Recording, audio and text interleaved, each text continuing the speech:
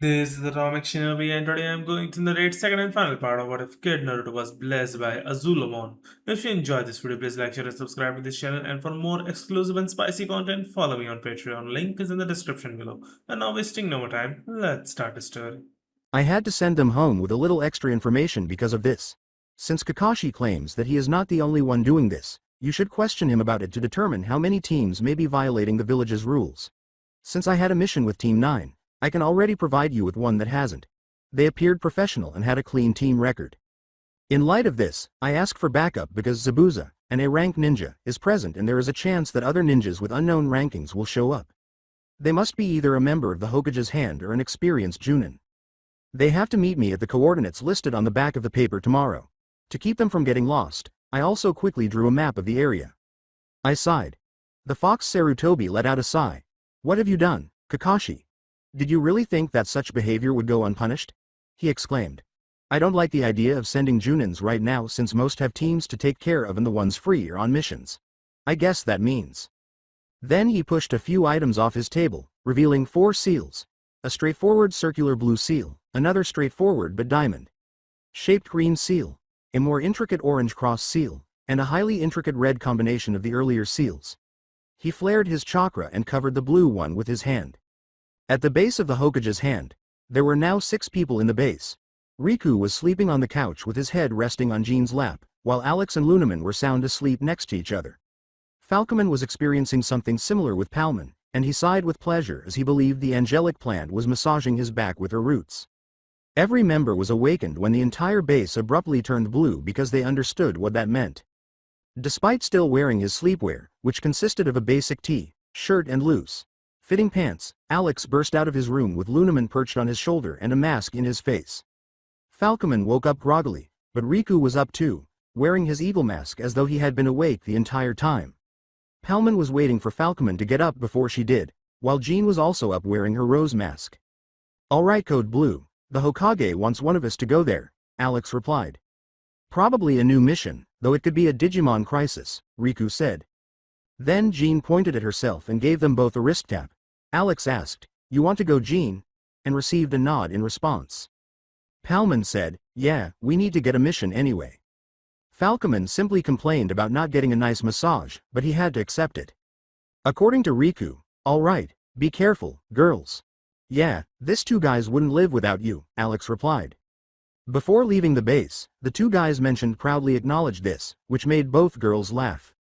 In the office of the Hokage, 2 members of the Hokage's hand appeared in front of the Hokage as he was completing the alliance's required paperwork. As he turned off the seal on his table, the elderly man said, Rose and Palman, thank you for answering my summons so quickly. The Hokage laughed when Rose merely made hand signals. Yes, I know it is your job, doesn't mean I can't be happy that you answered so quickly. Palman responded, Well, we were really eager for a new mission. Besides, you were the one that taught us how to be efficient. Sarutobi said, True. Now before I tell you of your mission, I want you to read Fox's message. Both of them quickly shook their heads at the contents of the offered letter after grabbing it. Palman said, This is certainly shameful. To both the village's reputation and his own, what is Kakashi thinking? Regardless, I want you to meet him tomorrow at that point. You may take the message as I have made a necessary copy of it already. Meet him and support him. Rose nodded, then paused and appeared concerned. Palman turned to face the Hokage after noticing the expression and realized what was wrong. Hokage. Sama, are you okay? At this, Sarutobi blinked. A bit tired, why do you ask? Well, you are really pale, your eyes are blood red, and the skin under your eyes is black. Palman replied. Have you been sleeping well? I have been working a lot lately in order to ensure that tomorrow I could spend the day with my grandson. The Hokage was admitted. Why don't you just use shadow clones to do the paperwork? Replied Palman. The old leader simply chuckled at the idea. The shadow clones, while useful, have their disadvantages. But the most important is that they are undeniably inferior to their creator in both physical, chakra capacity and mental attributes. Taking care of a village is too big of a responsibility for me to let a clone whose mind is inferior to mine deal with it. Think of all the mistakes that he could do. Palman retorted, but this isn't healthy either. Rose nodded. You are working yourself to the ground and that has got to affect your brain as well. You might be doing mistakes as we speak. It is imperative that you're. The old man said, What about the paperwork? How about you hire some trustworthy chunins to help? Palman responded. Uruka would be glad to lend a hand, and I know that other ninjas wouldn't mind helping too. Sarutobi thought as he hummed. Perhaps that is the best solution. One man doing all of this is maddening. The elderly man laughed when Rose made some hand gestures. Thanks for the offer, but you have a mission tomorrow. Perhaps Alex and Lunaman would be better to help me. They both gave a nod and went off to get ready for tomorrow. At Tazuna's house. Caution. Lime. After promising to protect them, Naruto sighed and removed his mask to place a seal in his bedroom, a courtesy from Tazuna and Tsunami. When Sasuke attempted to establish his superiority over Team 7, the situation deteriorated even further. How, you ask?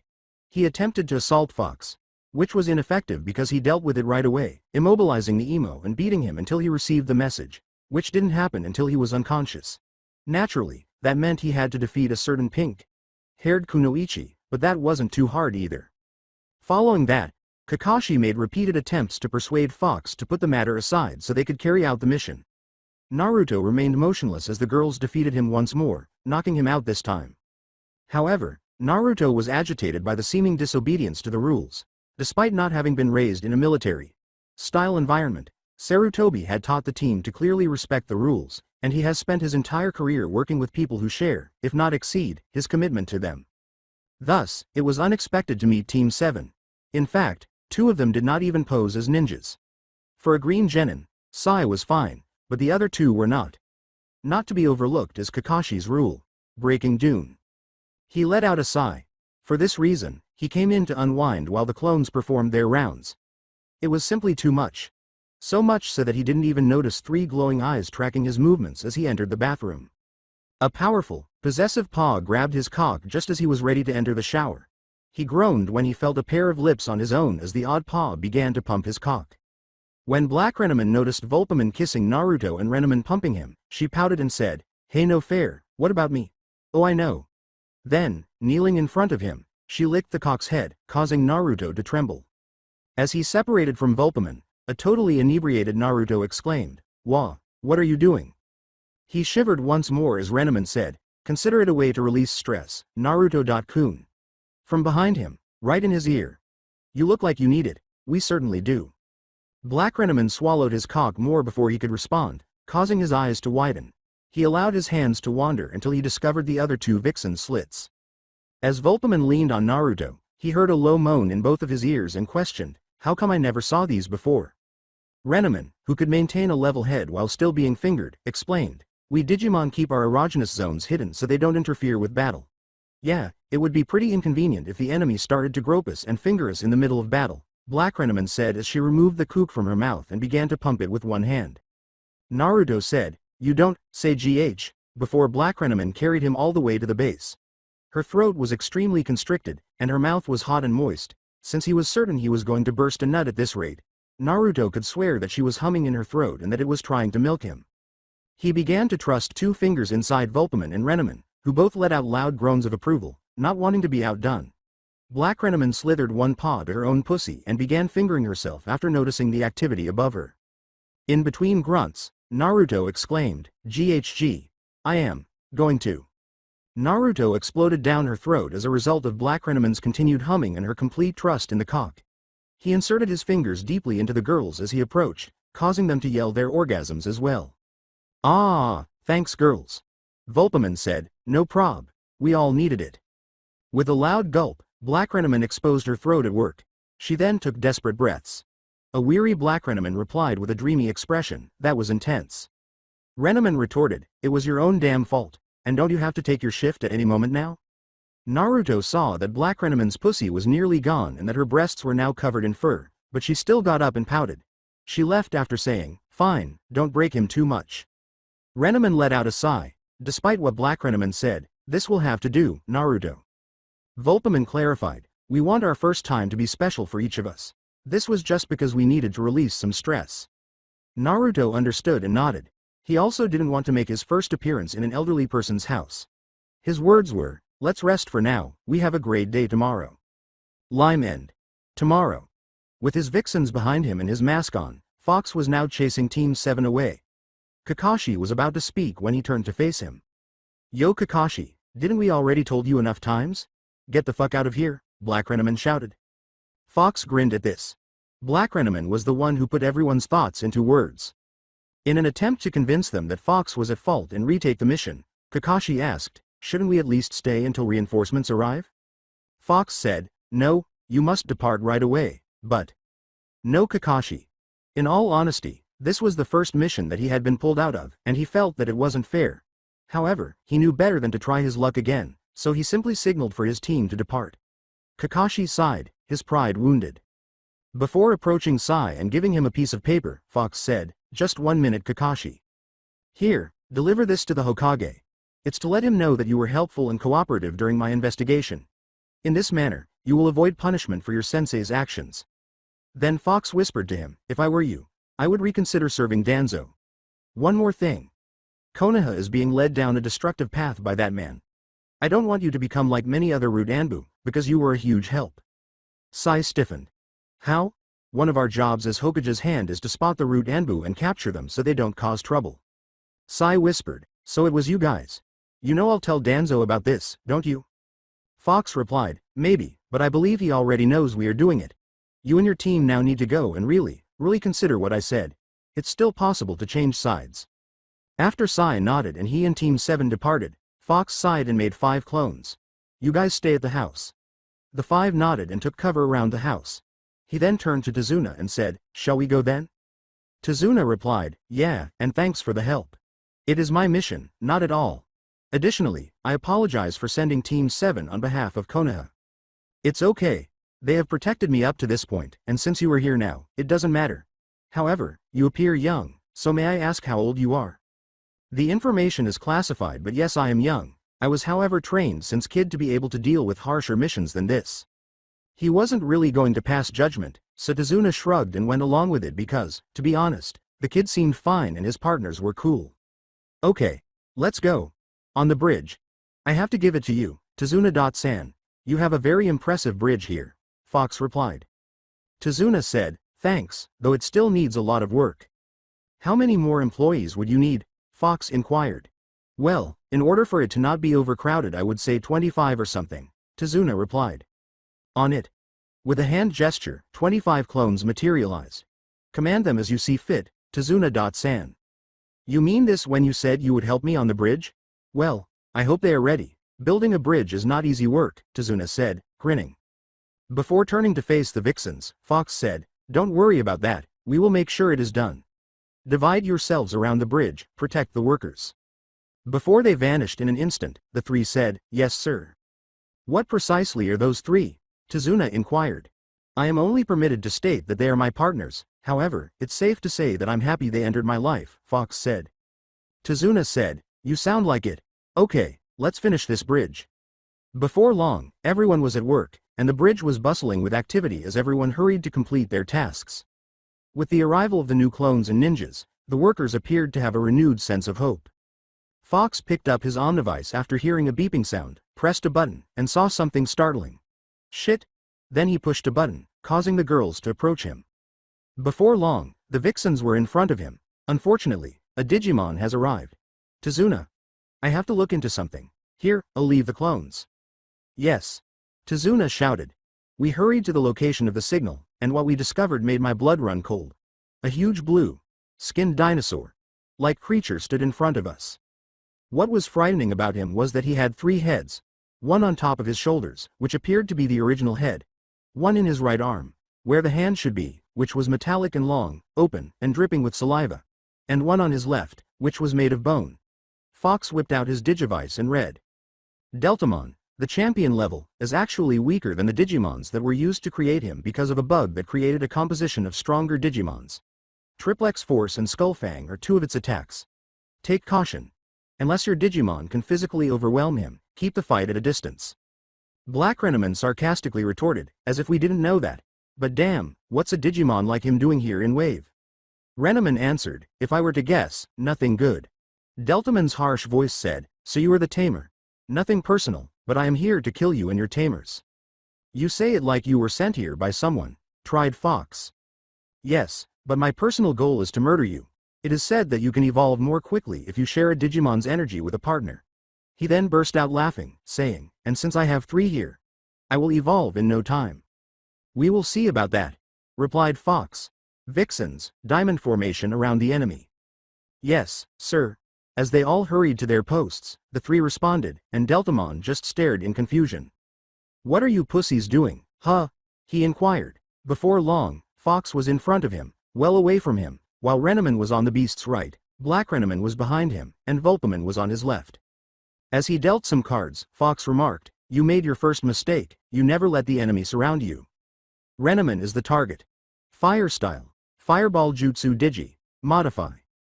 The main head screamed in agony and hurried to her after Renamon blew the fireball directly at her. Blackrenamon is the target. Digi. Modify. Phoenix Flower Jutsu Fire style.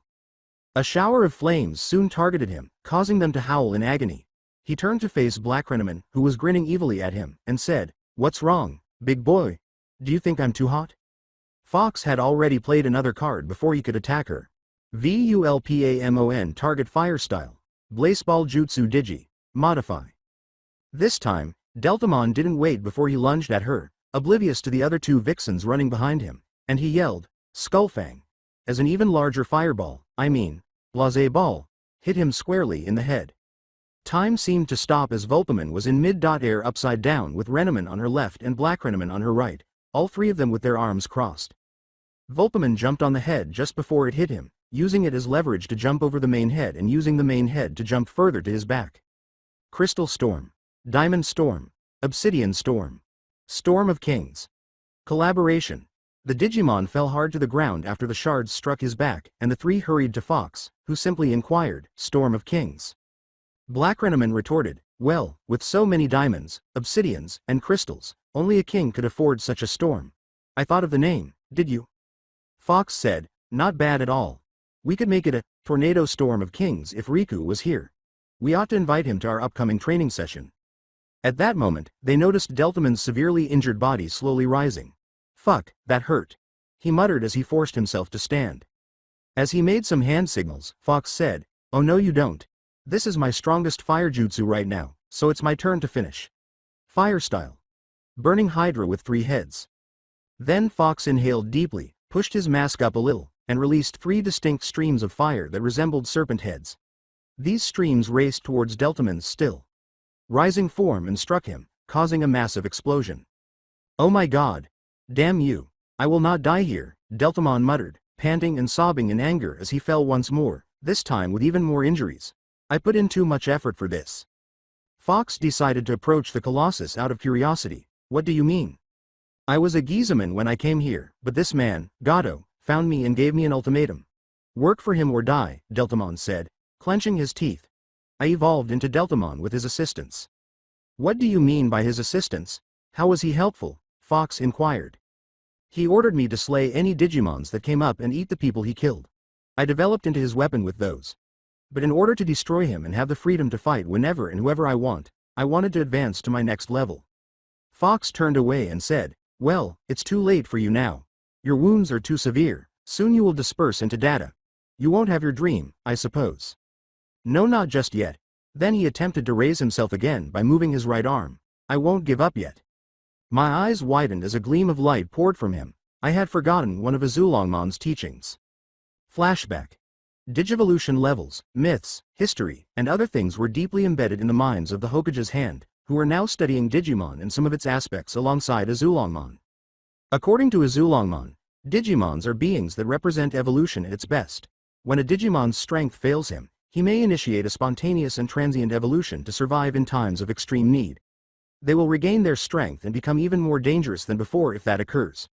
Finishing him as soon as possible will prevent him from having the chance to start this event, which is the best way to stop it. And remember, the difference in power between levels grows up for each Digivolution. The difference between a champion and a rookie is less than the difference between an ultimate and a champion, so the higher the enemy is, the more dangerous it is to let him digivolve. End of flashback. How could I have forgotten that? Am I pulling a Kakashi here? I've already used up a significant amount of my fire jutsu cards, and now I'll have to deal with an ultimate.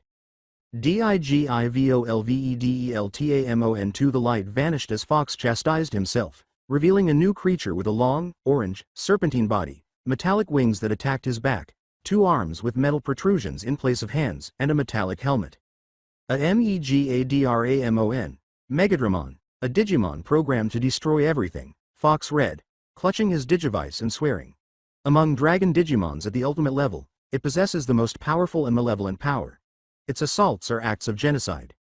Megadramon smirked proudly at his feelings and studied his body as though examining every aspect of himself. He ha ha ha ha ha. Indeed, I succeeded. I am a Digimon of the highest level. Looks like your luck ran out, Skirt, he said, turning to face Fox. Fox barely had time to say, shit. Megadramon's metal arm struck him in the side, launching him into the air. Fox! Yelled the 3 vixens before they rushed to Megadramon. Blackrenaman jumped in the air and tried to use Shadow Paw, only for Megadramon to swat her away with his tail. He then pointed at the 2 still running vixens and yelled, Genocide attack. As a flurry of strange-looking missiles approached, both vixens halted their running and leapt to the sides, flanking the larger Digimon and leaping to attack, only to be confronted by Megadramon's hands pointing to them while he yelled, Genocide attack, once more. Megadramon chuckled merrily, this is great. Both were his and sent flying away, smoke filling their prone bodies as they hit the ground. I'm unbeatable. No, you're not. Megadramon turned to face Fox, who had some of his wicker cheek visible through the damage to his right mask. Your Digivolution is impressive, but only for a short time. This is not the form you will remain in. You will ultimately go back to Deltamon. This power felt too good to simply disappear, Megadramon said, narrowing his eyes in anger. Then I will absorb your partners and keep this form. I'll not allow it. Fire style. 3-headed burning Hydra, exclaimed Fox as he went through hand signals once more. Megadramon was hit by the attack once more, but he was only too late to see Fox leaping in the middle of the flames with a spiraling sphere in his hands. Megadramon simply used his strong wings to create wind and blow the flames away. Rasengan. He then struck Megadramon in the chest, causing him to grunt a little. Fox then planted his feet on Megadramon and leapt away, landing safely on the ground. As this was going on, the 3 vixens stood up, massaging their aching bodies, and turned to watch Naruto leap away, their faces full of concern. Mocked Megadramon, but if that is the best you can, damn, that actually tickled. Fire style. 3-headed burning Hydra. He was stopped when the flames approached him again, but this time they struck, and Fox allowed the Rasengan to catch the fire as he leapt at Megadramon, who was protecting his eyes from the flames. Flame Rasengan. Fox was about to leap back when Megadramon struck him with his metal pads out of pain, sending him flying. Yelled Fox as he hit in the same spot again, leaving a heavy burn mark. You are a motherfucker. That hurts. The angry Ultimate yelled, that's it, you're dead. Then he shouted, Genocide attack, while pointing his arms. As the missiles struck Fox, they blew up a cloud of smoke in the air. Naruto. As this occurred, the 3 anxious vixens screamed, rushed to him, and saw him rise from the ground with his clothes equally singed and his mask completely destroyed, revealing a face with minor burns. Naruto panted and remarked, damn, he is strong, my attacks hardly wound him. Are you alright? With concern, Renaman asked. Naruto limped a little and said, no, but that doesn't matter. We have to keep fighting. However, you are unable to, Black Renaman shouted, you could kill yourself if you continue to fight. I am the top agent in Hokage's hand. Only you were able to give me that opportunity. He then turned to face Megadramon, saying, that's why I can't give up, even if it kills me. If I back out now, I will be spitting on the old man's hope, and I will be ashamed to you as a tamer. After staring at their tamer in disbelief at his beliefs, the 3 vixens decided to follow their lover, believing that if he could still fight, then so could they. What is this? You are still alive, Flea? Megadramon teased. Would you like me to complete it? Megadramon, I Naruto Uzumaki Namikaze, member of the Hokage's hand, will fight till my last breath, Naruto declared, refusing to be moved by the taunt. So get ready because I'm going to give it my all. Megadramon's eyes widened as the 3 girls suddenly shone and transformed. No, impossible, they are digivolving. What's surprising you so much? Have you not changed in the same manner? Naruto inquired. Vulpamon, Renaman, and Blackrenamondigivolve2. Soon after, 3 new Digimons emerged. They were all quite similar, with 4 legs and 9 wagging tails behind them. The only differences were in color. One was yellow with a red and white rope around its neck, another was black with a green and white rope, and the third was blue with a yellow and white rope. Kyubimon, Youkomon, and Korikitsunemon. Megadramon became enraged, but Naruto grinned and said, "That means nothing, I can still finish you. A genocide." The three girls lifted their tails as the missiles took off once more. Inferno at Foxtail. Foxtail Fireball. Tundra Foxtail. The missiles explode in midair as a result of the numerous fire and ice balls striking them. "What?" a startled Megadramon inquired. As Korikitsumen fired another, Foxtail Tundra, striking precisely where the burn mark was still present, Kyubimon and Yukomon moved to flank the beast, causing it to recoil in agony. Korikitsumen laughed at her adversary and said, "I hope you enjoyed the chill." Upon regaining his equilibrium, Kyubimon unleashed her own Foxtail Inferno. She struck the same target once more, earning her another shout. Kyubimon cautioned, "Don't get too comfortable yet." She was correct to warn, as Yukomon skillfully redirected her Foxtail Fireball onto the heavily bleeding wound. "Oh, don't tell me you can't handle this. Damn you. I'm going to kill you all," the furious beast cried out. Megadramon turned to face Naruto, who said, "No you won't. Remember when we first started our match? What did I say about your initial error? Take a look around. You succeeded once more." He was correct. Naruto was in front of him, with Korikitsumen on his left, Kyubimon on his right, and Yukomon behind him. Then, as the other three leapt and rolled in midair, Naruto made some hand gestures. Fire Dragon Missile. Fire Style, Dragon of Fox Flame. Flame of the Wicked Dragon, Knee Hugger Attack. Megadramon was now terrified and helpless as four dragons attacked and exploded. As the explosion subsided, Megadramon began to disperse into data. "You are so damned, Naruto," he shouted as he vanished. With a weary sigh, Naruto turned to face his new partners and said, "Well done girls. Well done." After the fight, he collapsed, unconscious. Naruto was back in Tezuna's house, lying in one of the spare bedrooms, when he awoke with a groan. His body was extremely sore, so he assumed he was suffering from chakra exhaustion. "Oh, you're awake. We found your partners carrying you towards here," Naruto said, turning to see Palman enter holding two identical pills. "I heard that you battled a Megadramon." Naruto sighed. It was a Deltamon, but it evolved to Megadramon in the middle of battle. "You ought to have been more aware. However, I've heard that congratulations are due." As she picked up one of the pills, Palman remarked, "You did defeat an ultimate in your partner's Digivolve. Say ah." "It was the only thing that saved us," Naruto said, opening his mouth and allowing the sour tasting pill to pass down his throat.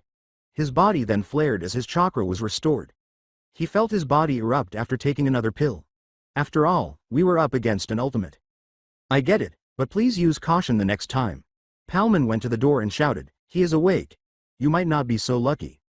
Naruto merely blinked before he let out a painful hiss as three foxes leapt on top of him. They were all very concerned and examined every inch of him while speaking so quickly that it made Naruto's head spin. While an irritated Palman repeatedly tapped her foot on the ground, roots soon entangled themselves around the three desperate foxes and pulled them away. Palman's head then doubled in size as she yelled, "He just woke up and you were already close to breaking him.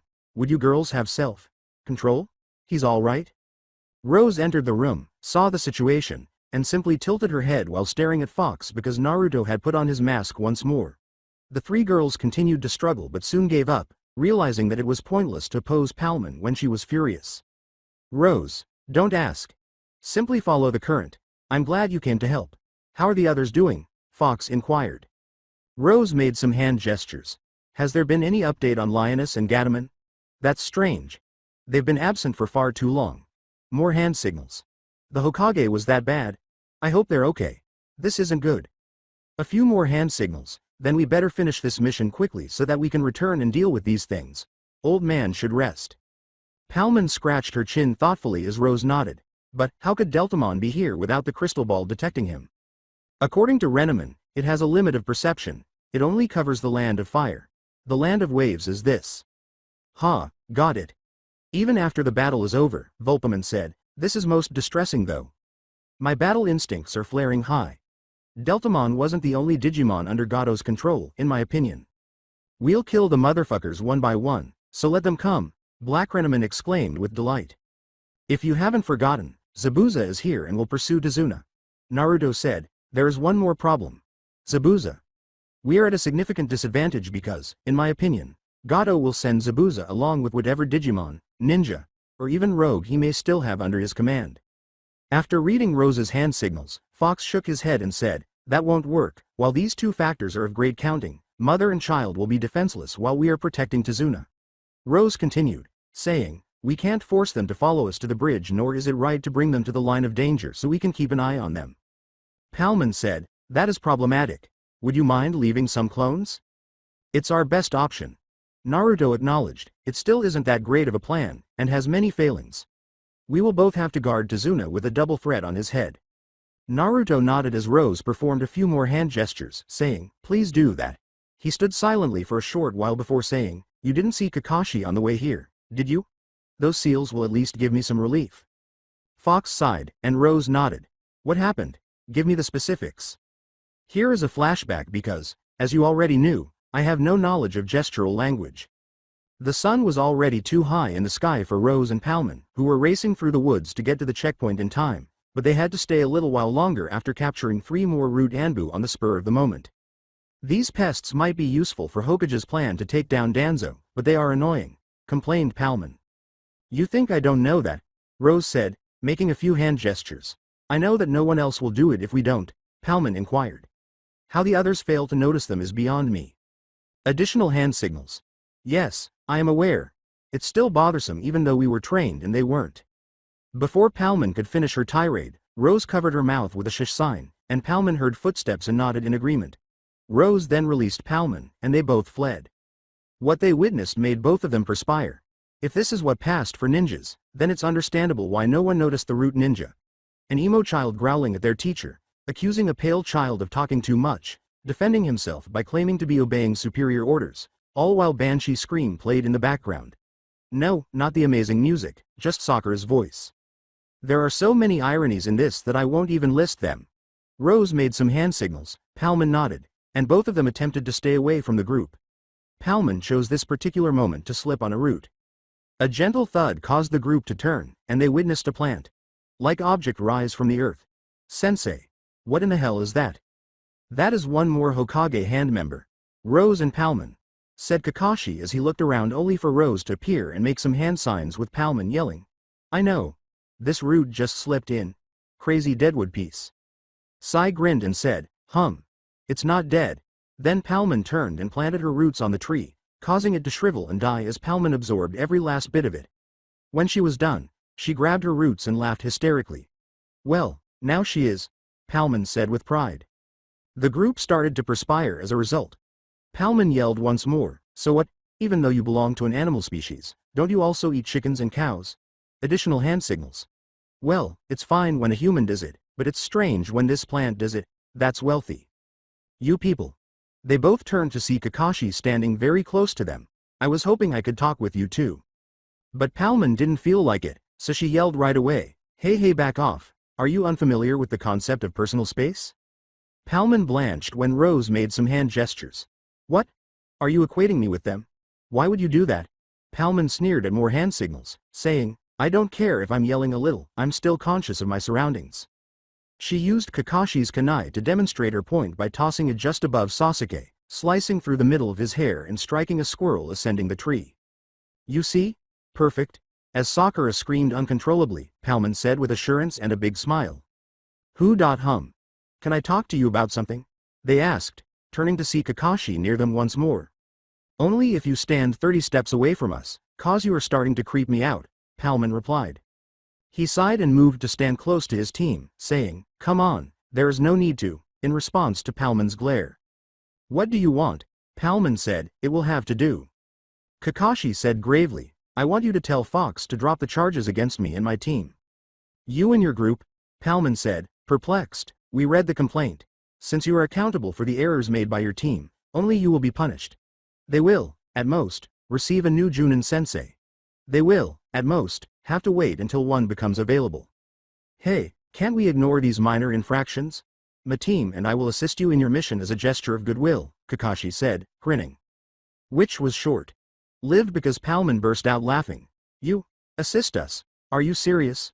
Ah. Even if you had a map, you guys don't seem like you could wipe your own asses." Palman collapsed, still laughing uncontrollably, clutching her stomach as she pounded her fists into the floor. Rose laughed at Palman's behavior. It was incredibly hilarious, especially in light of the enraged team's murderous looks. Kakashi tried, I am trying to have a serious conversation here. So am I. Palman said, getting to her feet, and I am failing, and I am sorry for that. Palman's expression revealed her laughter. It's just I can't stop laughing when an asshole like you try to suck it up to us like we are your alcoholic parents or something. In an attempt to silence them, Kakashi had had enough and charged his hand with lightning before racing towards them.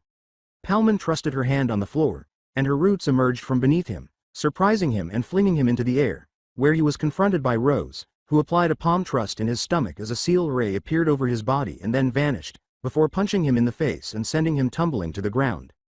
For the second time, a member of the Hokage hand was seen treating Kakashi like a joke, and the genins were taken aback. They barely made an attempt. What kind of training did these guys undergo? What do you think? Palman shook her head and said, man, that was too easy. What if he didn't use the Sharingan? Rose gestured. More hand signals. Yeah, I get it, don't get cocky and all that crap, I know. It doesn't mean shit, we would still beat him. Seeing that they were preoccupied, Kakashi attempted to get up and charged another Reikiri, but the key word failed to start. What? Sealing Jutsu. Sealing the void chakra. You cannot use chakra as long as that seal is present. Now off with you. The Hokage will be able to remove it, if he doesn't arrest you for what you have done, Palman explained, mainly because not only do you lack chakra, but your body only produces enough for you to exist. Despite his clenched teeth, Kakashi concluded that he had no chance against these two without chakra, so he and the team departed, and Sai couldn't help but remark, interesting. Sakura, who had never been a big fan of Sai, turned to him in frustration and asked, what's so fascinating? Sai pointed to the members of the Hokage hand and said, it's the first time I ever saw someone of your family reach higher than Chunin. The woman's pink hair was a dead giveaway even as they were leaving. Enjoy your fanfiction. Flashback has ended. That guy just doesn't learn, does he? Fox asked, shaking his head. He then slowly got up, his bones making small pops and crack sounds as they finally got to move.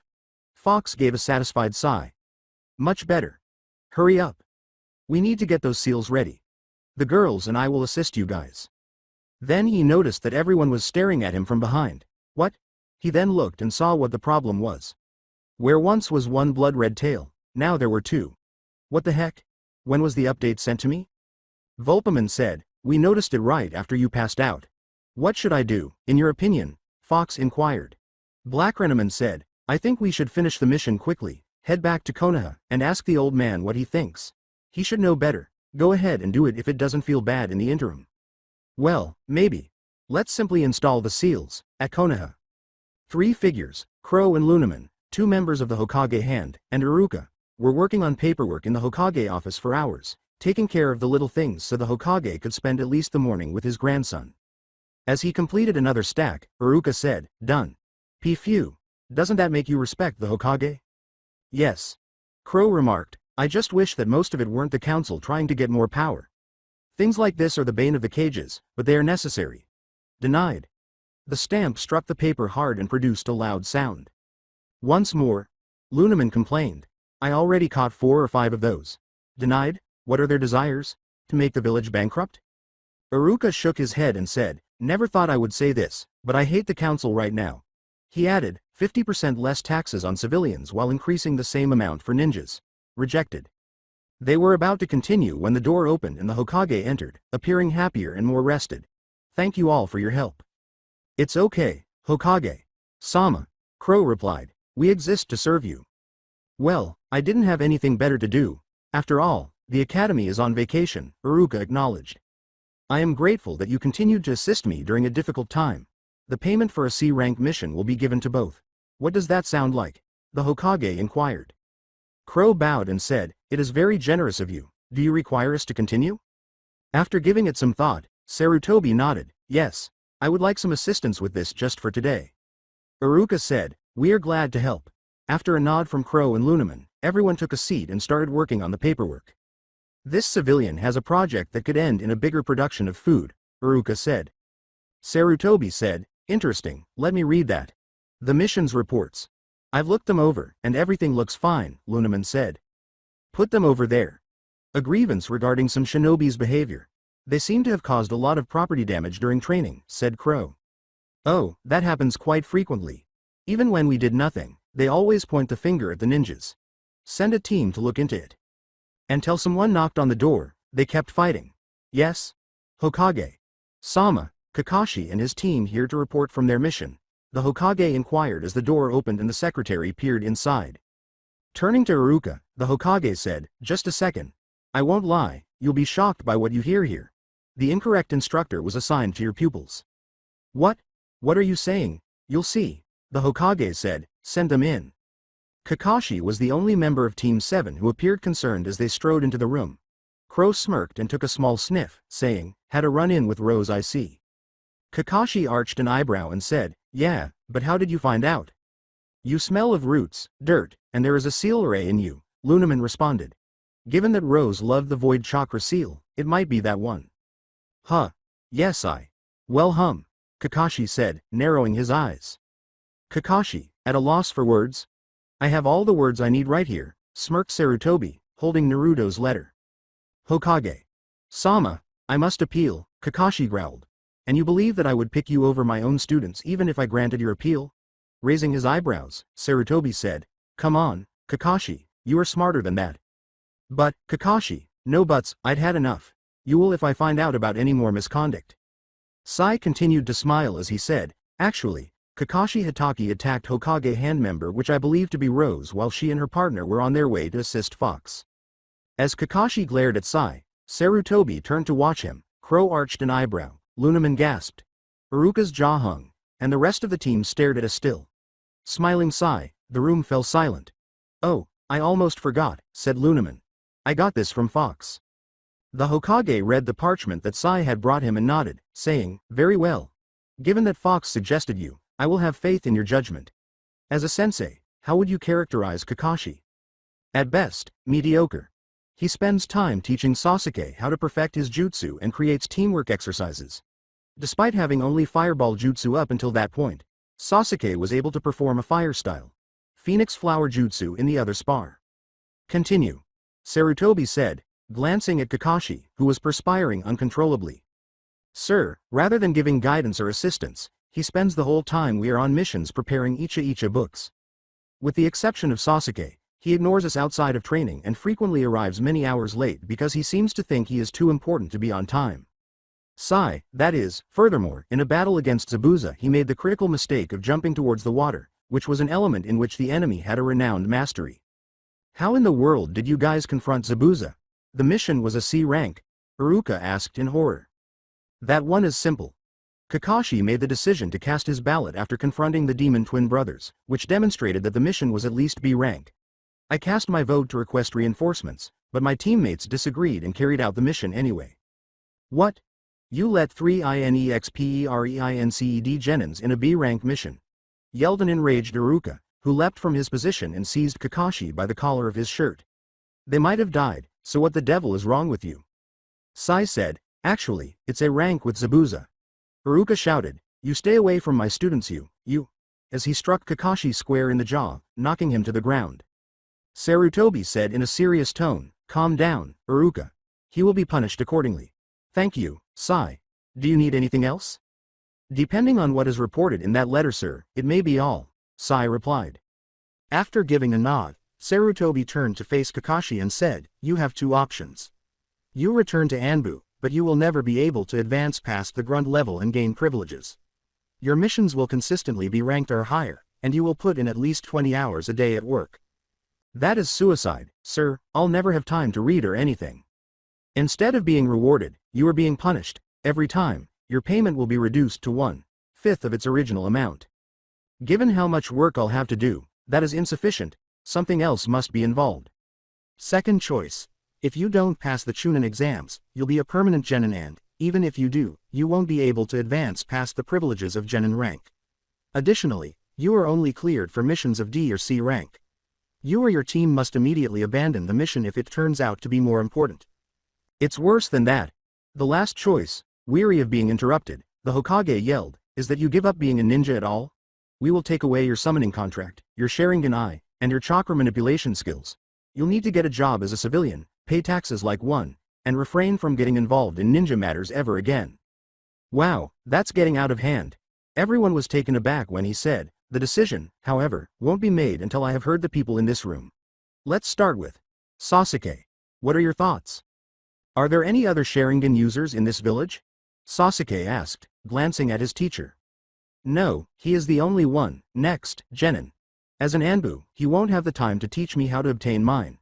Sasuke shocked Kakashi by declaring that he would only want him for the Sharingan, saying, I will even pay it as a mission, as long as he is successful. Sakura. Now it's your turn. Sakura said, I agree with Sasuke-kun.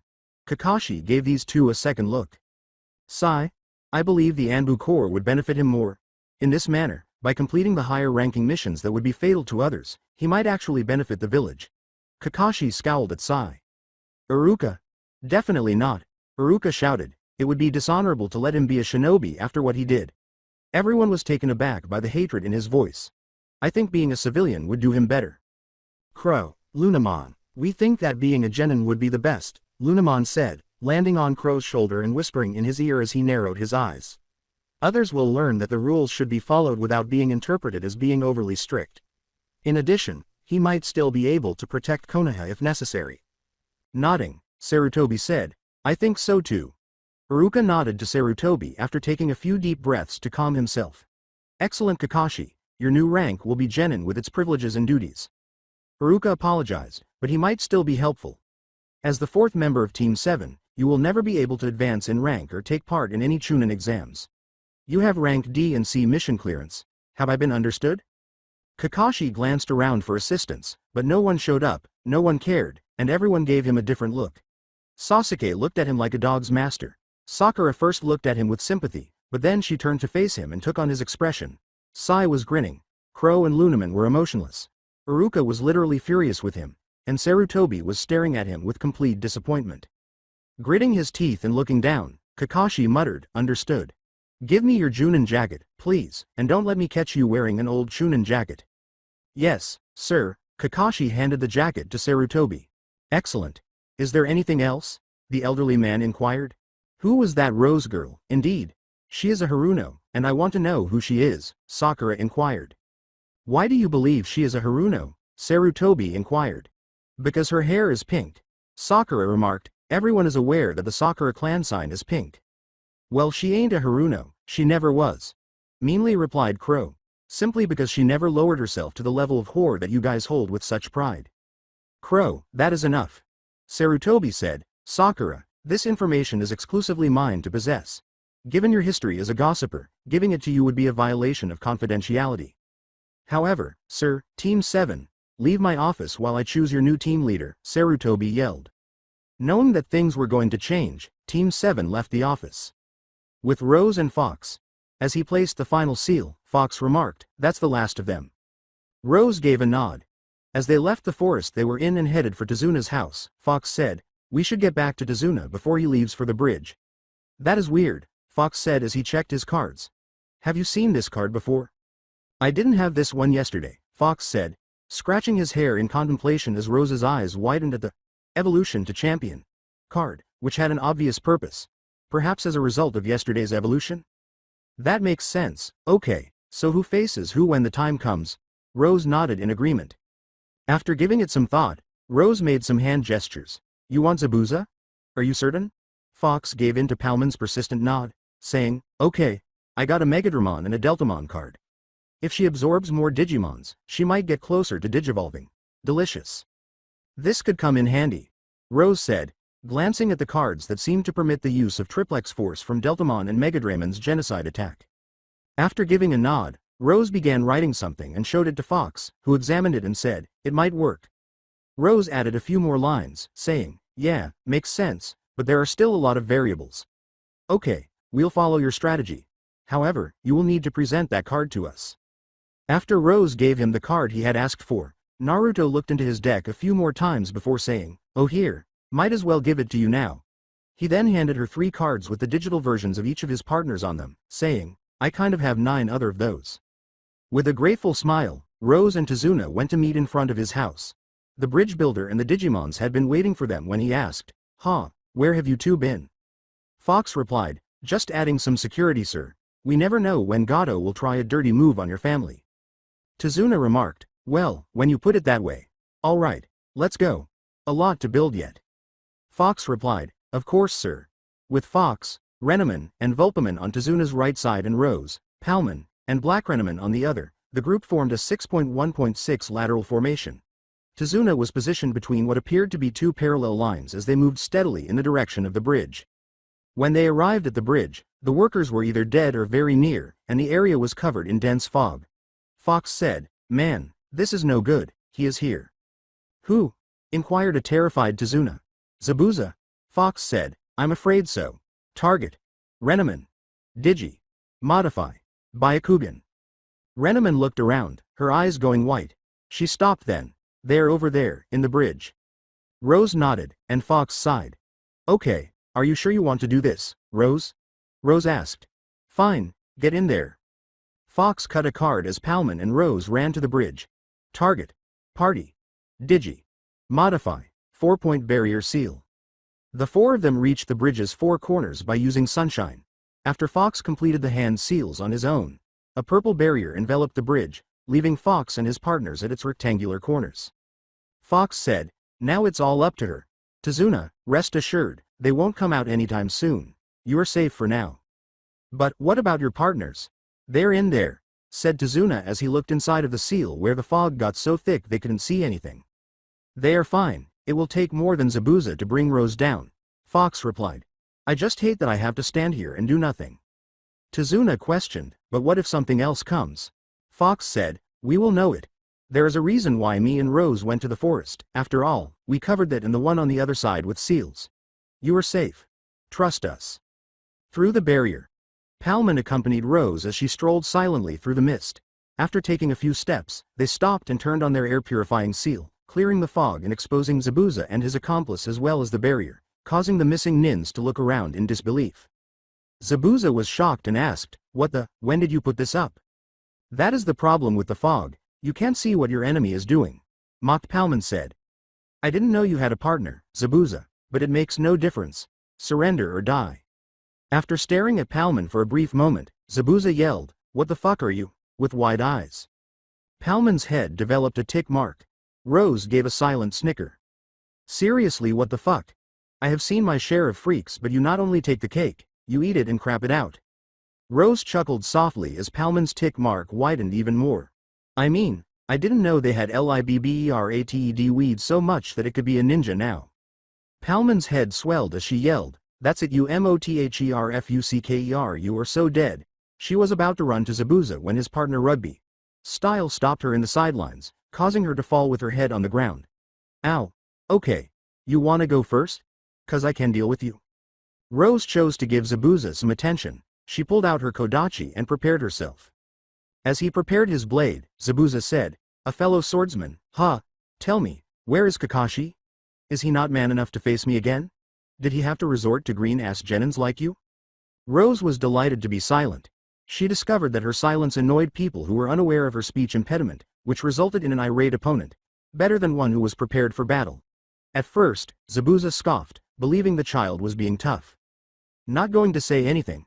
I don't need you to speak anyway. You are probably too scared anyway, having to face someone like me. He would have seen a raised eyebrow if he could see beneath the mask, but all he could see was a blank face. Egotistical jerks. Did they need to be there? Zabuza ran and tried to cut her neck with his sword, saying, fine, no words, I'll just kill you.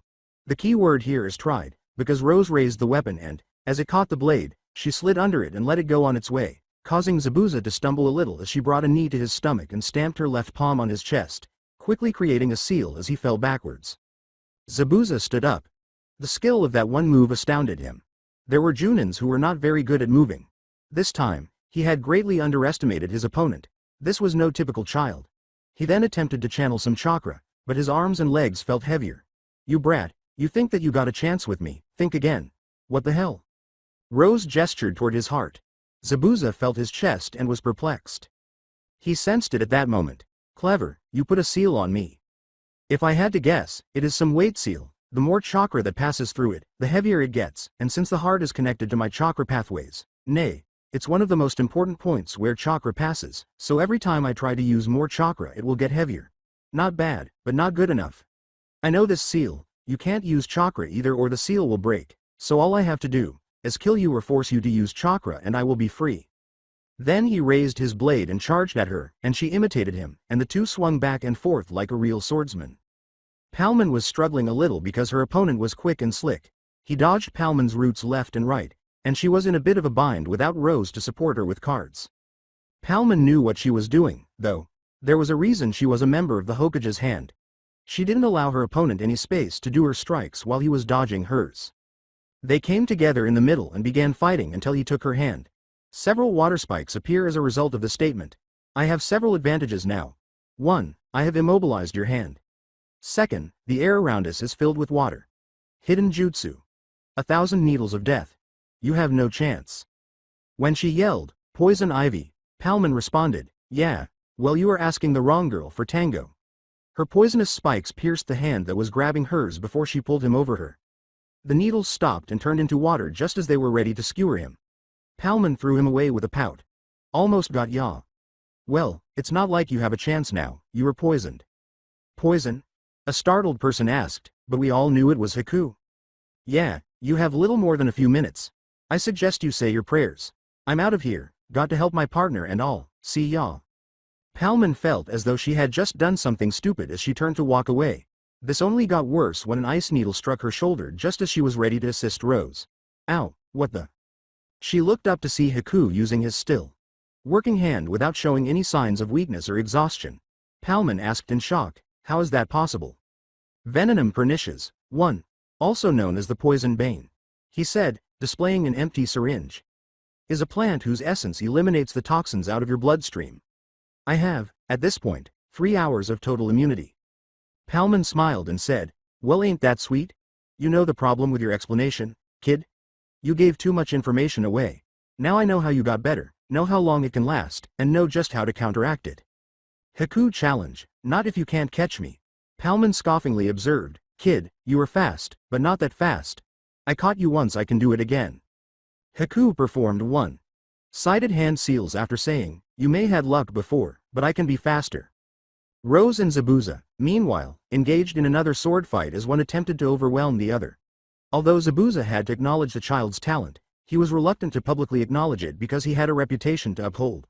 If only he could gain the advantage now. However, he was unable to create more fog or use chakra to subdue her. Not only were his water jutsu out of reach, but there wasn't enough water on this bridge because the dam seal blocked their access to the water beneath it. He swore. He was well prepared for this. He didn't have a chance, but Haku did. The fact that the child was in the same boat was the only comfort. She won't be able to use chakra after using that seal, or her connection to it will be severed. The issue was that she still had the upper hand even without him employing jutsu because his weight would rise even a little each time chakra moved through his heart. Put another way, it's a timed death. His opponent had no such issue, but he became slower and more difficult every second. Rose remained focused. She was aware that the only way to break the seal was for Zabuza to try his hardest to kill her. However, she was frustrated that she was unable to assist Palman. She was aware that Palman relied heavily on her cards, but she was unable to find an opening. Zabuza teased, what's wrong, kid? Getting tired? He snarled at her silence. Damn it, stop ignoring me. He shouted as he hurried once more and struck her with his sword. Rose was prepared, though, as she sidestepped to the left and used her own blade to create a horizontal arch. He attempted to cut her legs by crouching down, but it was unsuccessful as she leapt over him, landed behind him, and kicked back, causing him to fall forward. Because she trusted her sword where he was, Zabuza had to roll away when he attempted to regain his position. He released his sword as he stood up and struck her in the face, causing her to recoil before she swung her blade and nearly severed his arm. Damn, Zabuza exclaimed as he hurried back and reached for his blade, only to find it difficult to raise. He pulled on it and wheezed, but it didn't swell. Damn it, it won't move. Rose went to swipe a card when she saw her opportunity. She decided that a hyperspeed might work for the time being and went ahead and did so. Before she turned in time to see Zabuza deliver a powerful blow to her face, her digivice made the sound. Digi. Modify. Hyperspeed activate. You forget that before I was a Kenjutsu master, I had to learn how to fight without it. Punching Zabuza. Palman glanced around at the numerous ice mirrors. It was strange, but she didn't know what the devil was happening. I mean, Haku was reflected in each and every one of them. Palman tried to irritate him by saying, man, you are either one sassy guy or your ego is bigger than this bridge. or something similar. Haku asked everyone around her, is that the best you could come up with? It is useless. My speed will get you now. Palman scoffed. I don't buy it. When Haku abruptly blurred and needles rained down on Palman, who was being pelted by them all, he warned, you will pay for it. Palman exclaimed, oh wow. That freaking hurts. That's it, stinking attack. Even as Haku hurried between the mirrors, the green clouds of gas filled the room, and his voice could only be heard inside the cloud. I'm sorry, but my mask protects me against this type of gas. Palman yelled, shit, until her speed increased. Hyper speed, I know, all I have to do is get out of this dome. Her newfound speed caused her to flash through the area as she hurried to one of the exits, only to be hit by more needles from the front. I'm sorry, but even if your new speed is impressive, it is still not enough for me. As more needles rained down on her, Palman exclaimed, damn it, what now? It was not getting any easier for Rose. That sword must have been very heavy because Zabuza appeared to be a guy with weights on when he was fighting without it, even with the additional weight. That's saying something. The only solace was that he lacked a fighting style, but did that really matter when he was able to kick her in the face and discard her blade? Zabuza mockingly said, see now, kid? You are in way over your head. He ran towards her and attempted to punch her, but she moved her head to the side and struck him in the stomach. Even as he recoiled from the blow, he grabbed her wrist and brought his elbow down on her arm, causing it to crack as Rose let out a silent cry. Even now you still don't say a word, do you? You are a tough one. A shame that you are going to die. From behind the mask, Rose glared. Oh, how arrogant she is. She is now at his mercy after just one mistake. Unaware that their thoughts were similar, Tamer and his partner came to the same conclusion. Oh no, Jean, Palman is what I need. Palman underwent the digivolution process as her digivice illuminated. Palman resists the need to what was revealed was surprising. It stood tall, abnormally tall. Every part of her green body was covered in needles that, to the untrained eye, appeared harmless due to their thinness. 2 large red boxer gloves brought everything to a close. Togeman. In the center of the ice mirrors, Togeman stood with pride. She reveled in her newfound strength, forgetting all past injuries and fatigue. This changes nothing. You just made yourself a bigger target, Haku replied.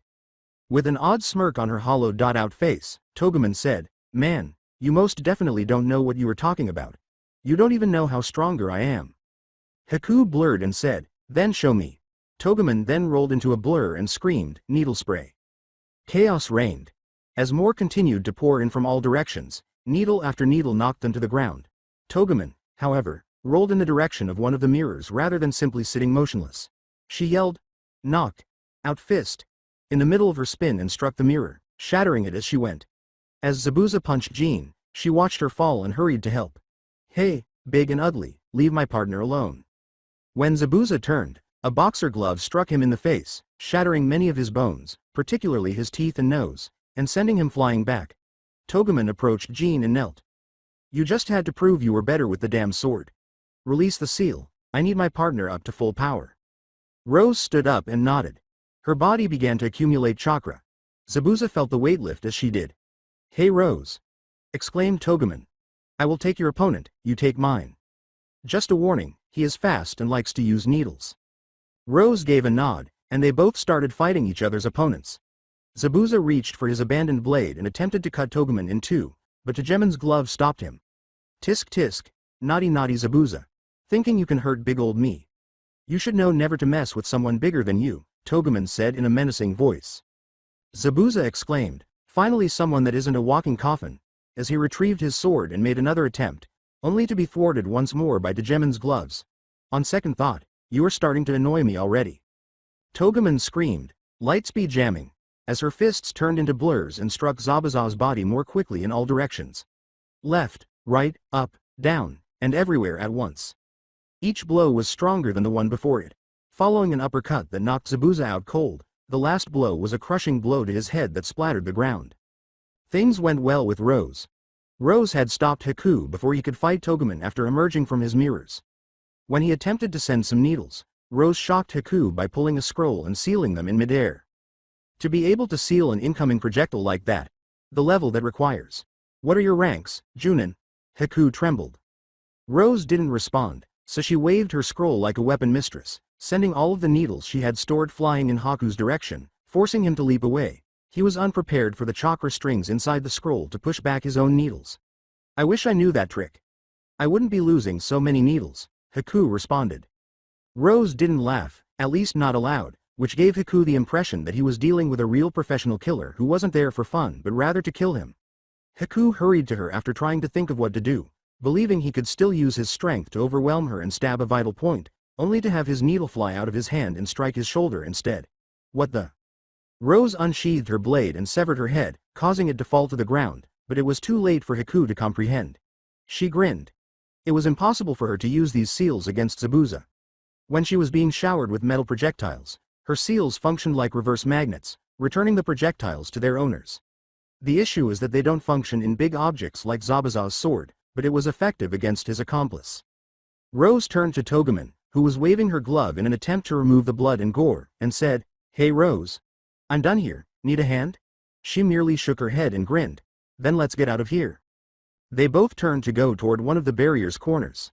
Outside, Fox was shaking where he was. It was very exhausting to try to stay in one position for so long, and his muscles were cramping. He had to get moving. Fox said, "Any sight of them?" Volpaman responded, "Negative."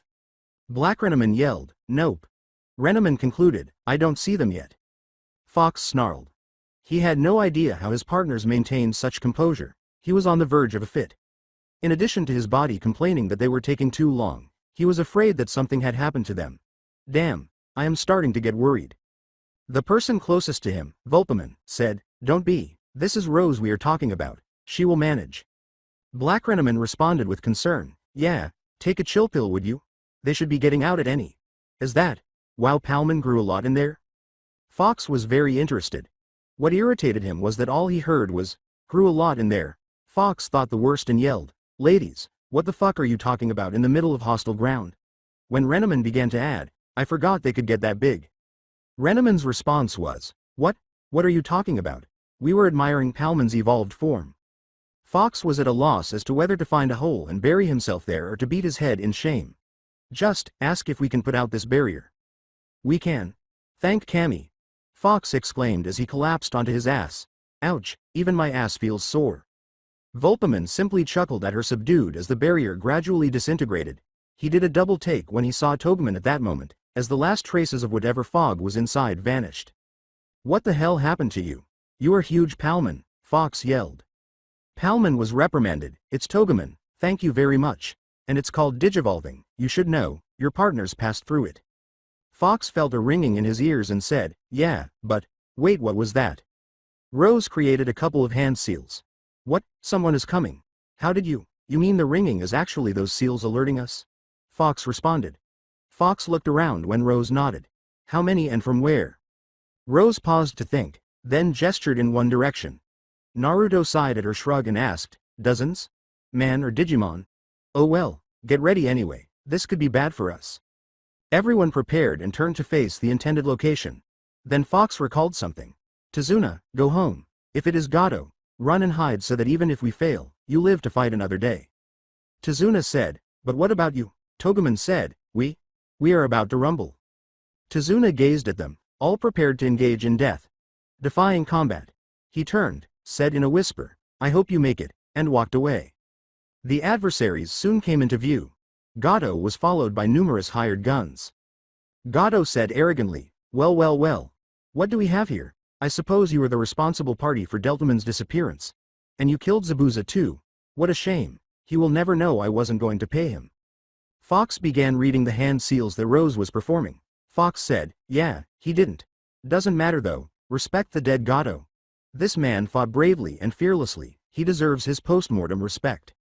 "Post-mortem respect, huh? He was a missing nin, why should he get any respect?" Fox responded, "Because he was 3 times the man you could ever be." Togeman muttered, "I may disagree with that." Gato grinned. The water below the bridge began to move as he whistled, "What a fool. Can a man like Zabuza command this?" Numerous sea serpent Digimons emerged from the water on both sides of the bridge. Togeman questioned, "What the heck are those?" "Seadramon, the sea dragon Digimon. This Digimon is Airdramon's marine counterpart. Its attacks is water breath." Rose exclaimed as she pulled out her Digivice, which beeped to life. "Well, what do you know, he really has more Digimon," Fox replied. "Fox, That Digimon is a long-range Digimon. We are sitting ducks here in the bridge, replied Renamon. Togemon questioned, so what do we do, Togemon? Grab Rose. The rest of you run, exclaimed Fox. Gato laughed as they hurried off. The mercs cheered as he yelled, after them. Don't let them escape. The Seadramons roared and pursued. Fox exclaimed, this way, and hurried to the left as the group exited the bridge. As she struggled to keep up, Togemon exclaimed, Fox, where are we going? There is a fluvial beach down the river, past the forest. We will have the advantage there, Fox replied. How so? Inquired Renamon. Because then we can break the force into two, me and the girls will deal with the Seadramon on the beach, you guys deal with the mercs in the woods. The advantage is that in the beach, we have a more open field, we can evade them better there, and the attacks only come from the front. Rose received an additional plan, but everyone else nodded. Palmon scoffed when she showed him a card. Why are you showing me that bastard? Ooh. They had just left the bridge with the mercs and were scanning the area. Hey, where did they go? I don't know, you see them? Their tracks, they're going down the river. After them. The Seadramons followed them through the river as they hurried like a crowd. The Seadramons hesitated when they didn't see the mercs, but they went around the river instead. The mercs, on the other hand, entered the forest without hesitation. All of the mercs hurried until they noticed Rose motionless in front of them. Her young, happy face was visible through a token of her mask. With that, she produced a scroll, which she opened to reveal the words, Ninja Art. Invisible Force Power Activate. The mercs chuckled. The merc said, Girl, you must be nuts if you think we will fall for that. He was flung back, his teeth broken. What the, was too late, as the back of his neck was struck. That was a real jutsu. This one was thrown into the air with a blow below the chin after taking a blow to the balls. With Chameleon's card neatly resting on her hand, Rose simply grinned. They had just arrived at a beach with the Seadramons when they heard the words, Digi. Modify. Digivolution activate. When they saw a child wearing a mask and 3 9-tailed foxes, 5 of the Seadramons screamed, Water breath, and hurled water in their direction.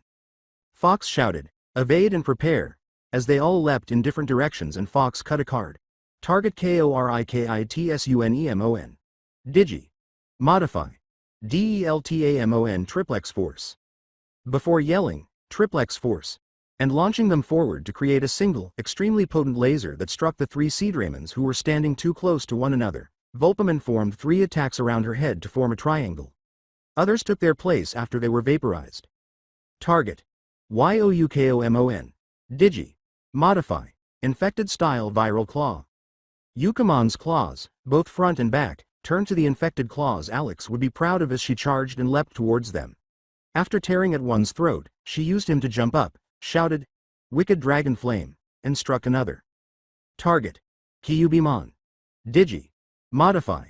MEGADRAMON Genocide Attack. With a shout of, Genocide Attack, Kyubimon positioned Megadramon's claws on her shoulders and launched 2 missiles in the direction of the enemy. The explosion damaged 4 Seadramons. My turn. Fire Style, 3-headed Burning Hydra. With a roar in midair, the attack charged at the Seadramons. The Seadramons attempted to extinguish it with water breath, but they were unable to do so quickly enough, and at least 2 of them perished while others suffered from the heat, with some suffering severe burns. Both Fox and Togemon exclaimed, Yeah, that is more like it, as they finished the final man. That was fun. We should do it more often. After nodding and putting her mask back, Rose climbed to Togemon's glove and gestured toward the bridge. Togemon yielded to Rose's hand seals and said, You sure you don't want to help Fox? You're right, this new form is for close combat and those guys are in an all-out range fight. I don't stand a chance, let's go. At that moment, Fox was captured by one of the Seadramons, causing him to fly into a rock formation and strike his head. The world whirled around him as he groggily stood up. He touched the back of his head to confirm, saying, Shit. I think He looked for the card until he found it, saying, I am bleeding. Shit. I need that card. Target. Kyubimon. Digi. Modify. Healing Style. Healing Palm. He shouted after noticing Kyubimon was the closest. As the healing power filled her paws, Kyubimon searched for the person who needed to be healed. When she saw Fox down, she gasped. Girls, give me cover, she cried as she hurried to him and began performing his healing. Both Yukomon and Korikitsunmon shouted, You got it, as Yukomon leapt and rolled to create another. Wicked Dragon Flame. and Korakitsunmen rushed and yelled. Knee-hugger strike, striking some of their opponents and drawing attention to them. When the jutsu started to work, Fox gritted his teeth. Damn it, how are we doing? So far so good, but they just keep coming. How are they spawning like this? Replied Kyubimon. As he watched the Sea Draymons, Fox exclaimed, they're cloning, not spawning. It's true that none of them broke down into data, but rather into water. What the hell? Is there another tamer out there? How is that possible? Only we have the Digivices. Touching the comm in his ear, Fox said, not anymore. We have to keep fighting. I will warn Rose. Rose, this is Fox. These things are clones, I repeat, these things are clones. There is another tamer out there and I don't like this one bit, stay sharp. When Rose heard it, she became anxious. They had just arrived at the bridge when Gato and another ninja with a slashed Kiri headband were standing there. The real Cedarmon was waiting beside him. What is this, Rick? I thought your Cedraymons could deal with them. He grinned and walked over to her, saying, come on, it is just one. I can deal with her. Hello Sunshine. Name is Rick, and I have a proposition from my higher up. Ditch the dragon, join a true sovereign. What do you mean, a true sovereign? Which one do you work for? Togeman shouted as Rose scowled. As Cedarmon prepared, Rick asked, is that a threat hidden in your voice? Perhaps I should test you out before I make the invitation again, no? The real thing was about to happen? A breeze blew through both sides, which were tense and motionless. Then Togeman charged forward, attempting to grab Cedarmon at once, and Cedarmon rolled around to Togeman's arm to avoid a fist. What? Togeman staggered after receiving a powerful whip-like blow from Cedraymon's tail to its face. With his white hair cascading down the sides of his head and hiding most of his face, but not his shark-like teeth, Rick laughed. After saying, let's see how you like this, he took a Digivice and a card. Digi. Modify. Water-style spiraling drill. Cedarmon began to spin until he was surrounded by a drill of water. He then lunged at Togeman, who was struck in the chest and staggered back. When Rose noticed this, she pulled a card. Digi. Modify. Ointment chakra pill. Exclaimed the mechanical voice of her Digivice. Re-energized, Togeman stood up and prepared to battle. Rick grinned and said, huh, so you have the card system too. Such a coincidence, my lord had the same idea. Rose gave him a fierce look. She could question him at this point, and she genuinely detested being unable to speak. Instead, all she could do was glare and hope that he would keep thinking that way so that she could learn more about the elusive, true sovereign. Cedarmon didn't take long to film its water breath, which were essentially tiny, fast-moving bursts of water spit. Despite Digimon's best efforts to defend herself with her gloves, it was clear that she was at a disadvantage. When Rose noticed, she wiped a card. Digi. Modify. Infected style infected spear. Digimon's right arm began to change until it resembled a spike emerging from dark reddish flesh. After throwing the spike forward, which flew swiftly and caught Cedarmon by surprise, she withdrew to Togeman. Rick claimed, Digi. Modify. Substitution, with a card swipe. Suddenly, a fish took Cedraymon's place. When the ground beneath her exploded with the yell, rising current, Togeman became enraged and was ready to remove the fish from the spear, exposing Cedarmon encased in a layer of water. Rose rushed to see how Togeman was doing after landing on her back. Rick chuckled at the circumstance. This is fun. I didn't know fighting another tamer could be so competitive. But you must have realized by now that you are outmatched here. Rick then raised his hand. He crossed his arms and said, join a real sovereign and you can become just as strong as me. Well, maybe not as me, but maybe close to it. Togeman stood up blearily as Rose glared at him. Rose, this guy, he is strong. Togeman raised his trembling fists at the air. That last attack almost knocked me out. Then Rose reached for a card and swiped. Digi. Modify. Energy bar. Togeman gave a grateful nod. Give me something that can hit him. He already pulled a substitution, I bet he can't pull another. Before Rose could pull out a card, a kunai nearly struck it, causing her to drop her stack of cards. When Togeman yelled, hey, Cedarmon clothes lined him. Now, don't you go thinking you can pull a fast one on me, replied Rick. I wonder if you have any good cards. I might have to take a look after I am done with you. Naruto, meanwhile, was not doing any better. Knowing that they were up against clones made it clear that the best course of action was to launch widespread attacks in order to eliminate as many of the clones as possible. That was ineffective, though, because another wave came along as soon as the first one ended. Really, has he spent a whole month creating Cedarmon clones? Even you girls can only create 5 clones at a time. Fox exclaimed, panting with fatigue. Target all. Digi. Modify. Wind style. Gale winds.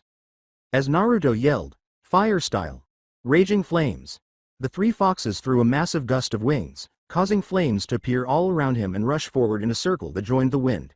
Collaboration. Raging fiery wind. As the attack struck another group of Seadramon, they burst into water, covering the field with a massive amount of steam. However, a fresh swarm of Seadramons emerged from the water as the steam subsided. But how? Unless the tamer is nearby, there is no way that he could keep spanning the cloning technique.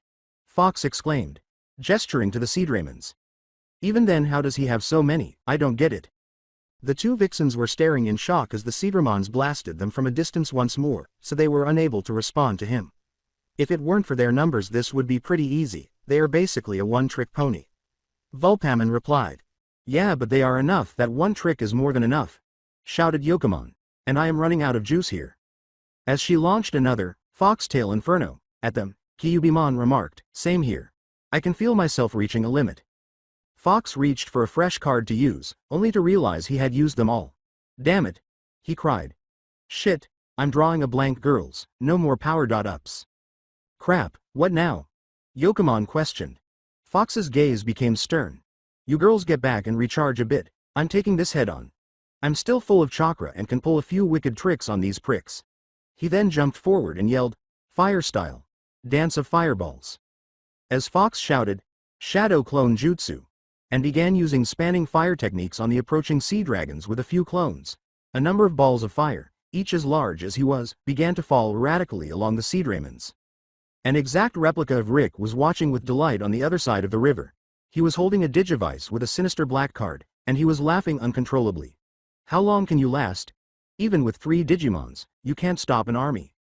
With an obnoxious smirk, Togemon swung, light speed jamming, in an attempt to strike the elusive Seadramon, which continued to float around her attacks. She swore as the beast attempted to bite her gloved hand after another fist missed her mark. Gah! Get away from me, you worm, needle spray. Seadramon grunted in agony as a rain of needles struck every part of his body, making it impossible for him to avoid them this time. Togemon took advantage of the situation and delivered a knock-out fist that struck the target squarely, sending Seadramon flying. Rick said, not even concerned, I admit this is surprising. As he witnessed the attack, he was now using a kunai to deflect sword blows. Your partner is stronger than she looks. Rose stabbed quickly, but Rick leapt over her and kicked her low, causing her to roll away. Rose's shoulder tackled him and then slashed, cutting Rick's cheek as she did so, raising her sword to stop his own stab. Tisk. He grabbed his bleeding cheek and jumped back in surprise. You bitch. Although his tone remained composed, there was no longer any hint of humor in his remarks. And to think I was starting to like you. What are you doing, Rick? I paid you to kill her, not to flirt with her, said Gatu. Technically you paid me to kill Tazuna, she is just a bonus. And relax already. Seadramon returned with remarkable speed, slamming into Togemon and then blasting her in the face with a water breath point. We are still up and running. He then began to make some hand signals. Water clone jutsu. A water-based replica materialized close to him. He reached for his digivice and said, keep her entertained. Digi. Modify. Seal of the Forgotten. Seadramon's whole body was enveloped in a purple mist, and its eyes were washed away as it completely turned bright red. It roared with such force that the bridge shook. Rick pointed his finger forward and exclaimed, Ihahaha. Behold the power of a real sovereign. Go Seadramon, destroy that weed. A terrified Togemon exclaimed, RR Rose. Its energy just spiked, it's even more powerful than before. As she attempted to protect herself from Seadramon's tail lashing, which left gashes all over her arms. Rose appeared startled, but the water clone was trying to slit her throat before she could respond. She decided to try assisting Togemon after cutting it in half and turning to face the original. She noticed that he was too engrossed in the battle to notice her. She flashed through the digivice and pulled out a card. Digi. Modify. Wind style grade breakthrough. Seadramon was blown back by a strong wind gust, but it caused no apparent harm. It rushed, even faster than before, and Seadramon roared once more. Togemon screamed in agony as he bit into her arm this time. Ahahaha. That's it. Eat the fucking freak already. Togemon screamed, rose, and struck Seadramon's head as hard as she could. A small white flash flashed in front of Seadramon's face, screaming, Cat-eye hypnotism. Just as things were about to get worse, Cedarmon stopped, motionless. After yelling, "Cat! Catastrophe!" and landing on its head, the same white flash began to claw at the paralyzed creature's eyes. When Rick saw a cat, of all things, immobilizing his partner and clawing out his eyes, he exclaimed in shock, "What?" After being freed from his paralysis, Cedarmon screamed bloody murder because his eyes were now scarred. Gataman leapt out of Cedramon's head, but Cedarmon quickly released Togemon and rushed backwards. Rose sighed with relief as a voice behind her said, "I hope we are not too late." She turned around and saw Lioness, dressed normally and prepared for battle. "I was nearby, saw that you were in need of a hand." Although Rose made a few quick gestures, Lioness simply replied, "Don't worry about Fox, help is on the way." Fox's body began to burn, and he clenched his teeth in frustration. "Running out of juice very quickly. I need a plan, fast." It was about to be attacked by another Cedarmon when a shower of kunais struck and destroyed it. A tiny green blur exclaimed, "Dynamic entry," and crashed into another, shattering it as well. 3 ninjas materialized in front of Fox, causing him to blink. "Fox. Sama, we're here to back you up," exclaimed the recognizable ninja in green. "Team 9? Fox inquired. "Thank you for the help, but we need to find the source of the..." Before he could finish, something that appeared to be hurting his arm was thrown from the opposite side of the forest and landed on the water where he was standing. A larger green ninja appeared out of the forest. Might Guy exclaimed, "Yosh! I found the source of the creatures." When Fox saw the dark card, he scowled. "Hey, that card. What is that?" Rick scoffed. He snatched up the card and slashed once more, saying, "Tisk, and here I thought this was going to be easy."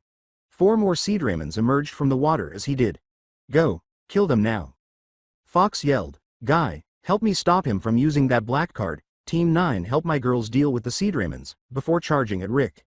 Rick decided to take out a kunai after putting his card away, but he had to dodge Guy's round kick to the head. Fox threw 2 shuriken, which he deflected, but this gave Fox the opportunity to approach and begin punching him repeatedly with all of his strength in the face and stomach. He then leapt over and let Guy charge in, demonstrating his strength and speed as his kick sent Rick reeling. "Nice one," exclaimed Fox. "Yosh, thank you for the kind words, Fox. Sama," shouted Guy. With Neji running across the water and prodding any surviving Seadramon that surfaced, the 3 vixens were once again on full attack, hurling various balls, dragons, and generally destroying their adversary.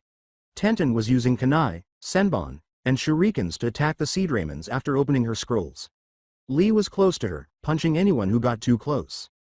Fox praised him, saying, "You have a good team here, Guy. Good teamwork, nice use of everyone's skills, even facing an unconventional opponent. A bit more variety wouldn't hurt, but for a team of genin you should be proud." Rick grinned and got back on the water, saying, "Don't worry about the kibbles. Because you won't last much longer. Water style. Piranha assault." The 2 prepared to fight on as thousands of tiny water droplets jumped at them from the water. There was serious trouble for the real Rick, with one Digimon punching non-stop and the others leaping at every chance to scratch at him. Seadramon was barely avoiding the 2 Digimons. Then, because the 2 girls insisted that he did not reach and scan a single card, he was unable to extract a single card. With her sword and constant attempts to skewer him, the pink-haired girl caused trouble on her own, but the other girl was something else entirely. She moved like water, bending at each of his blows and trying to poke him. He was not naive. He understood that she intended to deactivate his chakra points, leaving him weak and confused. Bad, he required a strategy. A sword passed over him as he attempted to leap back, only to crouch. He had to lean away from a prod coming from the side and put his hand back for support as he rolled to the side. He got back up and grabbed the girl's arm, ready to attack, but his back exploded in pain and he screamed in agony. Rick screamed so loudly because Rose had just cut his back badly, from his left shoulder to his right hip. Hinata scored 3 points while he was attempting to regain his balance, and then her 4th shot sent him reeling back until he was close to Gatu. The plump man said, "What are you doing? Hurry up and finish them." Rick clenched his jaw. It was difficult for him to breathe, let alone fight, because his chest ached and he knew that at least 4 points close to his heart were closed. He pulled out a card and said, "Shut up, old man. Let me think." However, he had to sidestep a kunai that was about to strike his wrist. The girl wearing the lion's mask ran toward him and yelled, "Don't even think about it." Rick leapt to his feet, attempting to avoid her. His heart might stop if there are any more closed points. Gataman scratched its eyes and Seadramon roared in agony. The battle had been completely upended by the damn kitten. He was being thrashed now. Even worse, his partner was becoming ineffective because he was too preoccupied with the two girls. Digi. Modify. Infected style. Infected claw. Before Togeman, now equipped with evil claws, slashed at him for all she was worth, the monotone tone served as his only warning. He escaped the majority of the swipes, but the final one caused him to roar in agony due to the large gashes it left on his stomach. Rick exclaimed, "Damn it," after realizing that the other person had gone and swiped a card while he was preoccupied with the lion. Faced bitch. His partner was undoubtedly fucked now. Out of my way. Water style. Piranha assault. Little water piranhas emerged from beneath the bridge and pursued Lioness, who simply held out her hands and cried, 8 trigrams, 60, 4 palm guard. The piranhas were sliced into pieces and fell like water puddles around her as lines of light formed a dome around her. But this made it possible for Rick to pursue Rose, yelling insanely as he prepared his kunai. He fell backwards as the floor beneath him suddenly exploded. He noticed a dim, circular glow on the ground where he had just stepped as he stood up. Not only that, but Rose was surrounded by circles just like this. Rose Special. Bomb Seal Guard, was written on a scroll that Rose pulled out and unrolled. Rick exclaimed, "You gotta be kidding me, when did you have the time to put all these?" As she struck him in the back, sending him crashing to the ground, Lioness yelled, "While I was busy with you. Give up, you are done." Rick coughed because he was now totally helpless. As he lay on the cold floor, every single part of his body ached. Cedarmon collapsed to the ground far away, exhausted. With their fists clenched, Gataman and Togeman shouted, "Knock out fist," and "Catastrophe." Both attacks ripped him apart, sending him reeling back to Betaman, and Cedarmon roared. Lioness said, "See? Even your partner is down for the count." She shouted, "So who is this sovereign you work for?" in response to several signs from Rose. Guy and Fox were equally unsuccessful. Guy was using taijutsu attacks to barrel through the piranhas while Fox was leaping between attacks, making it easy for both of them to get past the onslaught. To the dismay of Team 9 and the Vixen, Rick slashed his card a few more times, producing more Cedarmon clones. As he watches the group return to a torrent of water breaths, he grinned darkly. Fox's axe kick followed Guy's fist that almost hit his face, forcing him to leap away. Guy's powerful flying kick struck Rick hard in the stomach as he crossed both arms to receive it. With terrible seriousness, Guy said, "He is a persistent one." "Yeah, and somehow he can keep reusing that black card of his," Fox replied. Guy questioned, "Does that mean he shouldn't be able to?" "No, each card can only be used once and then has a cooldown of at least an hour or two. Somehow he is just respawning that card over and over again," Fox replied. Guy gave his opponent a serious look. "And that card spawns these water dragons?" "Pretty much," Fox said.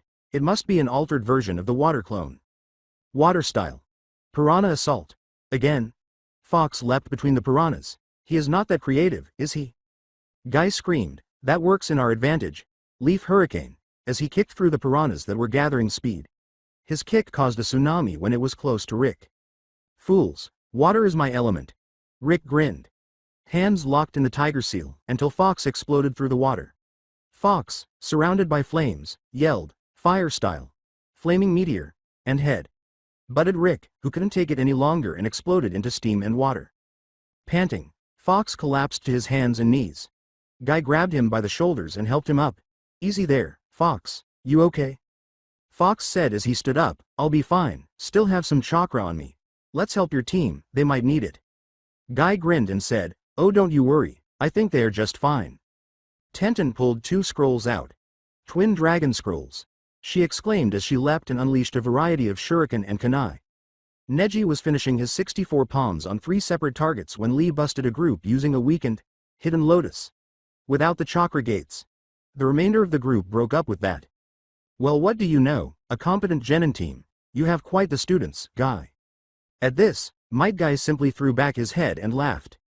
Rick snarled, "You think that just because you beat me here, I am going to spill the beans?" As Rose displayed her sword and sharpened the blade with a tiny rock, Lioness remarked, "No, but I bet my partner can make you change your mind." "Ah, you really think that half-assed attempt of a threat will work on me?" replied Rick. "Well, tough luck, in fact your time is up." 2 black portals opened behind Rick and Betaman before they realized what was happening. Dark tendrils emerged from those, grabbed them both, and began to draw them in. "Oh no you don't," Togeman exclaimed. "Knock out." One of the tendrils struck her before she could approach, launching her backward and turning her back on Palman. Lioness glared at Rick, who was laughing, as Rose ran to her partner. Only his head was now outside the portal, but he paused there to finish his sentence. See? My master came to pick me up. Enjoy your minor victory, it will only make it sweater when I crush you both next time.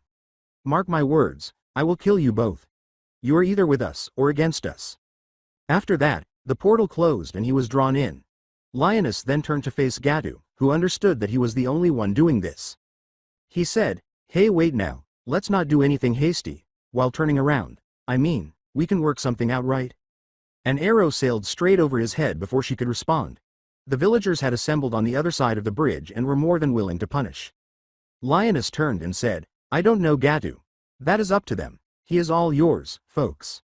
The screaming man had no way to get away from the roaring villagers as they raced past her. She approached Rose, who was tending to her unconscious partner, as they were tearing him to pieces. How is she? Rose was concerned when she didn't respond.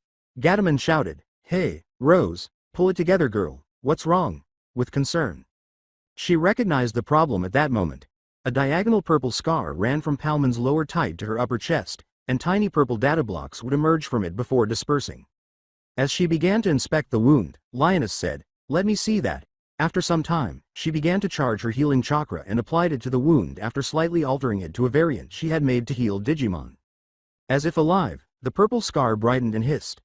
Palman didn't appear to respond to any of it, but more purple squares emerged from it like a volcano about to explode. The purple scar was gradually fading but struggling as the corners of the scar began to come together. The scar wavered slightly, and the lioness growled. She shouted, oh no you don't, begone you, as more chakra was applied to the scar. Even the villagers, who had covered their ears in agony, were stopped by the high-pitched scream that was released when the last of the scar disappeared. It ended as quickly as it began, leaving the area in a spooky quiet. Rose. As he and Team 9 emerged, Fox's voice broke the stillness. What, Lioness? You are here too? Lioness chuckled. Well, I'm standing here, so unless I am a genjutsu, it must be me. Fox questioned, but how? Did the Hokage send you? Let us move to a better location, I am tired after that, and you look worse to wear, replied Lioness. Tazuna appeared with Inari and said, well you can come into my house. He pointed to the villagers, who were now more bloodied and insane than before, and said, I was going to bring Inari back anyway. Things are getting over the PG.13 rating over there. Once they were back in the house, Fox admitted, thank Kami you guys arrived when you did. The situation got out of hand way too fast. Guy exclaimed, Yosh. It is always a pleasure to help a fellow Leaf Nin, with a radiant smile and a thumbs up. Fox gave a nod. So Lioness, what are you doing here? Well, it all started a few weeks ago, flashback. Sarutobi said, Lioness, I have a task for you. Yes Hokage. Sama. You and Gadaman will join Team 9 in a C-rank mission. Their mission is to take a scroll containing a few artifacts of great importance to a client who is thinking of baking us up financially in exchange for said artifacts. Sir, with all due respect, I think that this is a little below our skills, Gadaman replied. It would be, but recent activity and some strange sightings suggest that there might be something more on the road towards the daimyo's house. Something only the Hokage hand can deal with. Lioness's eyes narrowed. A Digimon? Yes, but it is outside the range of the crystal ball, so I cannot see what it is. It might be a summon creature, or just a wild animal, but better safe than sorry. Lioness replied, understood sir. However you do realize that one member of Team 9 is a Hyuga and that may complicate things. Sarutobi replied, I know that. He rose from his seat and went to the window with a view of the village, saying, but the thing is that all the other members of the Hokage hand are busy right now. It is tough, with it only being 5 of you, and there is so much I want you and to check upon in this village I have growing doubts about. More and more root Anbu are discovered, traitors within us. We are a tree rotten from the very core, just waiting to waste away. Lioness gave the man a sorrowful glance. She had to agree with Sarutobi because this was one of the few times he expressed his genuine feelings about the village. Conspiracies between the village's more powerful families and civilians were found in increasing numbers. She was aware that there were many more root Anbu out there, and the number of Anbu captured was equivalent to 1/16 of the current Anbu forces. Since the majority of the traitors were found closest to the elderly man, they simply caused him great pain. Sarutobi let out a sigh. He turned with a slight smile on his face and said, Plus, it will be much easier for you to deal with one stubborn and foolish Hyuga than with a clan of obnoxious bastards, don't you think? After all, Hiyashi still has his Hyugas up and about, searching the entire village for you. This should be easier to handle. Understood, sir. I will see this as a test to myself. Control then. Should I fail, I will personally ask you for more training, said Lioness as she raised her bow. Sarutobi replied, I will hold you to that. Now my dear, wait by the north gate while I call for Team 9. Knowing their sensei, you shouldn't be waiting more than 9 maybe 10 minutes. Understood, sir. With Gataman perched atop her head, Lioness then exited the building. On her head, Gataman purred next. That submissive side of yours is so sweet. I wonder if I can bring it out of you one day. Hush you. We're being tailed. Gataman then leapt off and ran in the direction of the shadow, who, realizing he had been noticed, fled. Hugh, bad pun considering who you were talking to, he exclaimed. A claw went by his throat a little too late. Done. Hey, wait up. At her partner's antics, Lioness shook her head. She didn't wait for her, and now the cat was rushing to catch up at full speed. Finally, she leapt onto her back once more and let out a satisfied sigh. Honestly, you just took a life, have a little bit of respect. Gataman said, I respect no rotten eggs, my sweet Lioness. These people are one of the many reasons this village is in bad shape and you know it. How many conflicts have this guy started? Lioness was aware of her partner's intentions. They had thwarted numerous attempts by Root Anbu to incite conflict between other villages during the previous week. They attempted to implicate one of the 5 large villages once or twice, but they mostly targeted smaller villages by placing artifacts or incriminating information in strategic locations. Still, these are just drones, it is their master that deserves the hatred, not them. Gataman finished, saying, thus I hold no emotion as I take their lives, so why should I respect them again? With a sigh, Lioness came to a halt at the gate. Alright, we will wait here for the team. I am going to take a quick nap. I pulled a night shift while you were all lazy, so you get to wake me up if they appear. Aye, kitty, Gataman screamed, making a disproportionately aggressive gesture. Lioness closed her eyes, slowed her breathing, and reclined in a seated position. She was aware of her surroundings, so she wasn't truly asleep. In order to avoid being caught off guard, many Anbu use this state for brief rests. She was more in a meditative state, seeing everything and everything outside of herself. She did it purely out of habit. All of the group members were made to practice this type of rest by Sarutobi until they could complete it in less than a second. He explained that this method was the most effective way for them to get some rest because they would be on missions where they might spend a lot of time in enemy territory. The villagers were mostly oblivious to her presence as they went about their daily lives. That was excellent. It was also good that she had not yet detected any Hyuga spying on them. A normal Anbu just cleaned that up, and aside from the corpse that now adorned the rooftop of, oh wait, never mind. Well, aside from that guy, no more Root Anbu appeared to be spying on her. Now, the only thing that was truly making her tense was the enormous energy cloud that was approaching her. Wait, there are 2 of them. They are chakra clouds, and based on how quickly they are moving, they can only be Might Guy and Rock Lee. Gataman exclaimed, Kitty, they are coming in hot. Hinata opened her eyes and turned to face the approaching cloud of dust. It was as wide as they came and as tall as a building. She had to admit that she didn't want to be the one who had to see this threat approaching. In case it was hostile, Gataman made the decision to leap up to the walls and wait there. At last, the cloud came to a halt directly before her unwavering gaze. 2 figures, one younger and smaller than the other, emerged from the dust cloud, both grinning with brilliant white teeth. Guy exclaimed, Yosh, Lioness. Chan, we of Team 9 salute you, with his usual vigor. With the same smile, Lioness turned to face the lone genin present behind him. Not to sound like a killjoy, but where is the rest of Team 9? Or are you 2 alone and representing the team? A poke almost struck the back of Lioness's head, causing her to tilt her head to the side before Guy could respond. After dodging a few more jabs, she turned and struck the startled Neji with one palm, sending him reeling back from the force of the blow. Ever so composed, Lioness asked, is it common on your team to attack others, Junin Guy? She turned to face him, her eyes blazing with resolve, and said, because that was an assault on a superior officer. I will warn you now, the Hokage wants us to analyze every team and ninjas we work with, to try and determine whether or not they are worthy of the rank. Am I clear, Might Guy? Gazing at the ninja before him, Might Guy swallowed. He had listened when the Hokage said that he would have the Hokage's hand keep an eye on the teams and ninjas they collaborated with, unlike his friend Kakashi. Might Guy wanted to show that his team was capable of handling them, even though many ninjas shunned them like the plague. Neji stood up and glared at Lioness, asking, You are Hinata Hyuga, aren't you? He was irritated when Lioness turned to face him and silently stared at him, aren't you? Might Guy winced in concern, but Lioness remained composed and said, I do not have to tell you my name, Hyuga-san. I am Lioness. Number 5 of the Hokage's hand. I will be coming with you on this mission.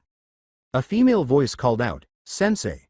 And all of them turned to look at a girl with buns in her head. She stopped when she saw Lioness and said, Sorry I'm late, Sensei. I just had to get a few extra supplies and, do we have an escort? In fact, Guy began to perspire. Actually you still had 5 more minutes, Higurashi-san. And yes I will be accompanying you on this mission because my objective is on the same route, Lioness remarked after glancing at her digivice. Tenten said, okay Anbu-san. The Lioness arched an eyebrow. Gatomon, who had remained hidden until that point, chose to drop from her position directly onto Lioness' shoulders. Anbu?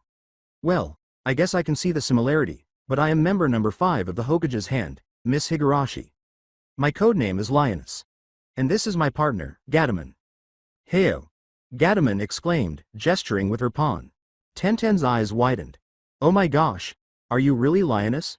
One of the youngest kunoichis to obtain a rank beyond Genin? Lioness gave a nod. When Tenten took Gatomon off her shoulder and began petting the living daylights out of her, she was unprepared. And you are so cute too. Are you a summoned animal? Or are you a trained ninja partner? As she struggled in Tenten's grasp, Gatomon screamed, Hey, put me down, put me down. She sighed with relief and muttered as she managed to jump off Tenten. You're cute and all, but I may take in kitty, have some consideration. Tenten had to fight the urge to squeal at Gatomon. To get Tenten's attention, Lioness chose to show sympathy for her partner by coughing. She turned to face everyone and said, As funny as that was, I need to check the supplies you brought. Just as a precaution. I will have to check everyone's supplies to see if they are the required amount. Guy began to perspire once more. Things were going okay so far, not great, but not bad either. He feared that either Neji had chosen to be a jerk and only bring the necessities, or Lee had forgotten something.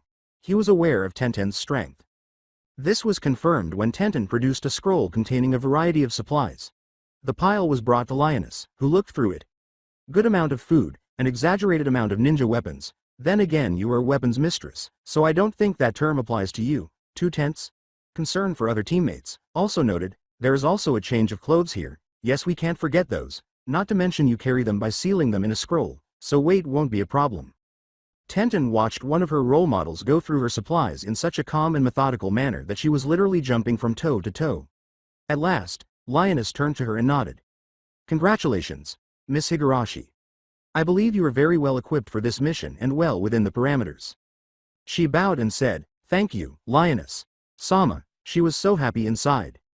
Then Lioness turned to face Lee, who quickly exclaimed, Yosh, these are my supplies, before removing a big bag from his back and removing its contents while Lioness kept a close eye on him. She then raised an eyebrow and picked up a small book, saying, Food, check, healthy too, ninja tools on an acceptable balance and number, a tent, a change of clothes, fit for a taijutsu master no doubt. What is this? Lee rubbed the back of his head and said, It's where I write Guy. Sensei's lessons, Lioness, Sama. You should not feel embarrassed for showing dedication to a teacher. Believe me I took notepads like these when I was learning healing jutsus and medical care at the hospital. She then returned it to me. Well within parameters, and considering your chakra disability, I can understand the use of a bag instead of a scroll. Very good, Mr. Rock. With a slight smile, Lee said, You can call me Lee, Lioness, Sama. Lioness gave a nod. She turned to face Neji, who was giving her a fierce look, and said, Keep up the good work, and I might. I need to see your supplies next, Hyuga-san. Neji sneered and said, Why should I show my stuff to a weakling like you? Tenten and Lee yelled, Neji, and, What are you doing Neji? In response to their teammates' actions. Now very serious, Guy said, Neji, please do as she said. She is here as both an escort and to evaluate you. In case you don't know what that means, she could pull you from the program. What? Neji exclaimed, startled. Hinata asked, Let's try this again, Hyuga-san. Despite the serenity, there was a sense of death. Show me your supplies, now. Gritting his teeth, Neji unsealed his supplies and took a scroll. Lioness's eyes scanned them. Well, you are well on food, but a bit lacking in tools. Only a few kunais and shuriken. A change of clothes and a tent, still, the lack of ninja tools concerns me. Considering that you know sealing to the point that you can take your supplies in a scroll, weight isn't an issue, so really you should have stocked better. Each time she said something he became increasingly frustrated. Until she let out a final sigh. Alright, I will overlook the lack of ninja tools based on the fact that Hyugas overly rely on their gentle fist over other techniques.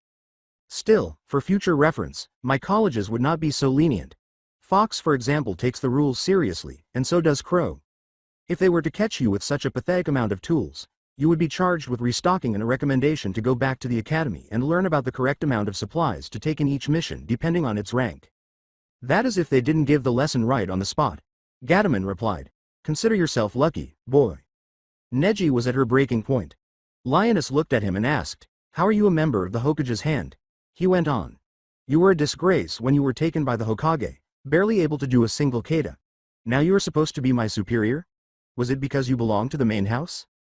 Guy cried out, Neji, enough. Lioness waved her hand and said, no, let him vent. None of his words really hurt me. I have nothing to do with the clan Hyuga. When Neji was about to say something, she concluded in, at least not anymore. So yes, I may at one point have been the Hinata Hyuga that you remember. However, if you truly believe that, in all my years, I did not develop from that point, then you are dead wrong. Neji went on, but you were a weakling. Fate has decided. Lioness concluded, to leave me alone. Quit putting all of your beliefs and theories in the hands of Faith, she won't help you succeed.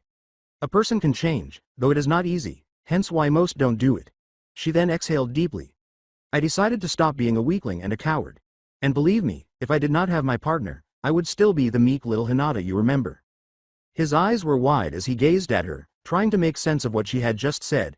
Lioness turned to face Guy in the meantime and said, we must get going. Prepare your team and walk me through your usual methods. Pretend I am not here. Not losing the hint, Guy said, right. He showed them the red, tinted scroll and said, well, as I told you before, we are going on a diplomatic mission. We are to carry this scroll, and take it to the client. Along the way, it is expected that we be attacked by bandits, missing hired ninjas from the opposition, and maybe something more. Continued Lioness. I am here for the something more part. Don't worry, we will help if the group is attacked, but we also want to see how good you are yourselves. Finished Gadaman. So don't expect us to deal with everything ourselves. Now, we are moving out. Lee, take the point, Tenten you and I will stay in the center with Lioness. Sama. Neji you take the rear, and let the flames of youth guide your path. With that final scream, he turned to Lioness. What do you think? Keeping the ninja with the Byakugan in the back is a good idea. Surprise attacks from the rear are a lot more common than most ninjas would like to admit. She agreed. I suppose Lee is good at keeping his senses in tune with his surroundings? Guy exclaimed, yes ma'am. With pride as he discussed his pupil. Lee was trained to be on guard and keep his senses sharp. I didn't want to put you on point because. Gadaman concluded, you want to prove what your team can do. Nice. Lioness said, very well, lead the way. A few days later. It was an unusual trip to the client. For starters, Guy continued to encourage them, Rock Lee continued to run ahead to look for threats, and Neji continued to stare at her in disbelief. Tenten continued to ask questions. Both Gadaman and Lioness were taken aback by how interesting those questions were. With a hint of fangirlism but not enough to be bothersome, they were all about the more useful aspects. What kind of training did she undergo? Was the creature she was with a summon? Which fields are her areas of expertise? What abilities should a ninja concentrate on, in her opinion? Did she intend to hire an apprentice? Gadaman continued to stare at Tenten as she spoke, asking, oh Godramon, isn't she cute? I don't know, Lioness, we might just have to keep this one, 'cause she is darn right irresistible. Lioness calmly responded while courteously ignoring her fellow nin's blush. In order, I went through a training that took me years to get in tune with, but consists of over 12 hours of training per day when I am off duty. My partner is a special creature whose description, I am afraid, is classified. Not only do I specialize in infiltration, poison making and using intel gathering and torture techniques along teamwork drills, but I, as far as members of the Hokage's hand goes, am more of a physical warrior, focusing on taijutsu for battle complemented with healing jutsu. Tenten blushed even more as Gadaman whispered, and being a true tiger in bed. Hush you. Where was I? Oh yes, the skills. I believe a ninja should have a fair knowledge of all skills, from genjutsu to taijutsu and ninjutsu and so on, if only to know what he or she is dealing with, and I do not wish to enforce one is more important, even if I have preference, if only not to impose on you, who may not have the skills for said areas. At this point, Tenten had stars in her eyes. And about the apprentice, why do you ask? The lioness said, turning to face her. Tenten looked down, a little ashamed. You are a symbol of what I believe. That kunoichi are not weaker than shinobi. And I want to become like you. Lioness scowled. Like me. Before she realized how that sounded, she answered, yes. I mean, I want to be a strong kunoichi, one that people look upon and see as an example. I want to one day die knowing that I was not just another failure. But most of all, she then became serious. I want to triumph in a world that is, right now, dominated by Kakei Genkais and clans. At that, Lioness hummed. Well, before I can even consider, I want you to answer me this. What kind of ninja do you want to be? Tenten gave her a doubtful glance, but I just said. You said what kind of person you want to be, now we want the kind of ninja, Gadaman clarified. Think of it like this. There is the ninja that is on the front line, flashing powerful techniques and skills to wipe out enemies. There is the silent ninja, the one that lays a trap and waits in silence. There is the aces ninja, the one that never reveals the full extent of its skills until he or she needs it. Exemplary lioness. What kind of ninja do you want to be? Tenten scowled and cast a downward glance. Felt a hand in her shoulder after that. She looked up to see Lioness's gentle gaze on her. You don't have to answer now. Better and older ninjas still fail to answer that question. Most people answer with a mix. They want to be in the front line, but hide an ace for special moments. Whatever your answer is, be sure to look deep within yourself, find your strengths and weaknesses and what role is best suited for you before answering my question. Tenten gave a nod. Does that mean, you are thinking of taking me as? Gadaman said, don't get excited. We need to ask the Hokage if we can, we are his personal ninja, can't do it without his authority. Besides you might be better off with your current sensei, said Lioness. With all the interactions I have had with Might Guy, he is an upstanding Junin and a very competent sensei. Tenten looked down thoughtfully and said, well, yes, he is a great teacher, but I. Gadaman concluded, you want to be the best. Oh, Lioness, we really should keep her. I can get a collar with a little bell and a tag with her name. Tenten blushed profusely as Lioness said, hush you. Well, when you have the answer, I will consider your apprenticeship. Tenten grinned in relief as she nodded in agreement. Guy hit a tiny tear as he glanced at the two. Although some may argue that he plays favorites with Rock Lee, he was actually the weakest member of his team when he joined. He was very close to them. He still cared about each member, so all he could think was, hope you succeed, Tenten. There was a roar all of a sudden. Team 9 became tense as Lioness crouched at the sound. Tenten said, what was that? With an eye toward the future, Lioness stated, my objective. Guy, get your students out of here. I will handle the beast. Guy said, do you need some assistance? You have your own mission, the artifacts are more important, Gadaman replied. Besides, we are pros, we will catch up with you in no time. Lioness rushed forward and yelled, Gadaman, we need to go, now. Gadaman grasped Lioness's shoulder and said, calm down kitty, I'm right here you know? When they eventually came to a clearing, they saw a Digimon that was the epitome of disaster. Made truth. A feline that snarled at their sight, walking on 4 legs, and its body covered in orange flames. Oh Godramon, it's a Linsmon, Gadaman muttered. Lioness questioned, why are you so nervous? Gadaman said, that could have been me. I mean, it's one of my possible evolutions, it's just, I never thought it was this, please don't let me turn into that. Linsmon chose to attack them immediately, so Lioness was never able to respond. Even as they separated to evade the charge, he hurried at them. Digi. Modify. Infected style. Infected spear, exclaimed Hinata. Gadaman called out, here kitty kitty kitty, while pointing her brand new spear. Aunt Gadaman wants to play. Gadaman yelled in agony as she withdrew the now burning spear from Linsmon after the spear struck the body. Ow ow ow. Hinata. That was a bad idea. Hinata swore. The adversary appeared unfazed. She took another card and said, long-distance fight, my least favorite type of fighting. Get ready Gadaman. Gadaman, however, was far from prepared. The poor cat fled like a terrified mouse, but Linsmon wasted no time in pursuing it. Shoo shoo. I don't wanna play, she cried in a distressing voice. Gadaman, what are you doing? Use hypnotism on him and get away. Gadaman turned to her opponent and yelled, Cat.I hypnotism. Oh, right, she said. Linsmon's fiery fur waved in the hair, but he remained motionless as though he were composed of stone. Gadaman seized the opportunity to move away safely. Phew, even my tail hair is crispy. As she scanned another card, Lioness warned, "Don't take a break, we only have a few seconds." Digi. Modify. Wind style. Wind tunnel. Gadaman has faith in her abilities. A tornado left her pawn and headed directly for her opponent as she did so. It was only after being raised off the ground that Linsmon regained consciousness. Hinata exclaimed, "Water style. Water bomb," as she took a breath and hurled a big ball of water into the hair. Linsmon was thrown into the attack's path by the hair tunnel. Linsmon's skin hissed with smoke as the two struck, and he roared in pain. The flame that kept him alive weakened so much that he was on the verge of death as he fell to the ground. As she scanned another card, Hinata said, "Let's finish this." Digi. Modify. Vulpaman. Crystal Storm. Thousands of tiny blue shards rained down on the defenseless cat as Gadaman leapt to his feet and yelled, "Time to get frosty, Crystal Storm." Linsmon turned to Data as a result. "Sweet, come to mama." A new card appeared before Lioness as Gadaman processed the information. Linsmon huh?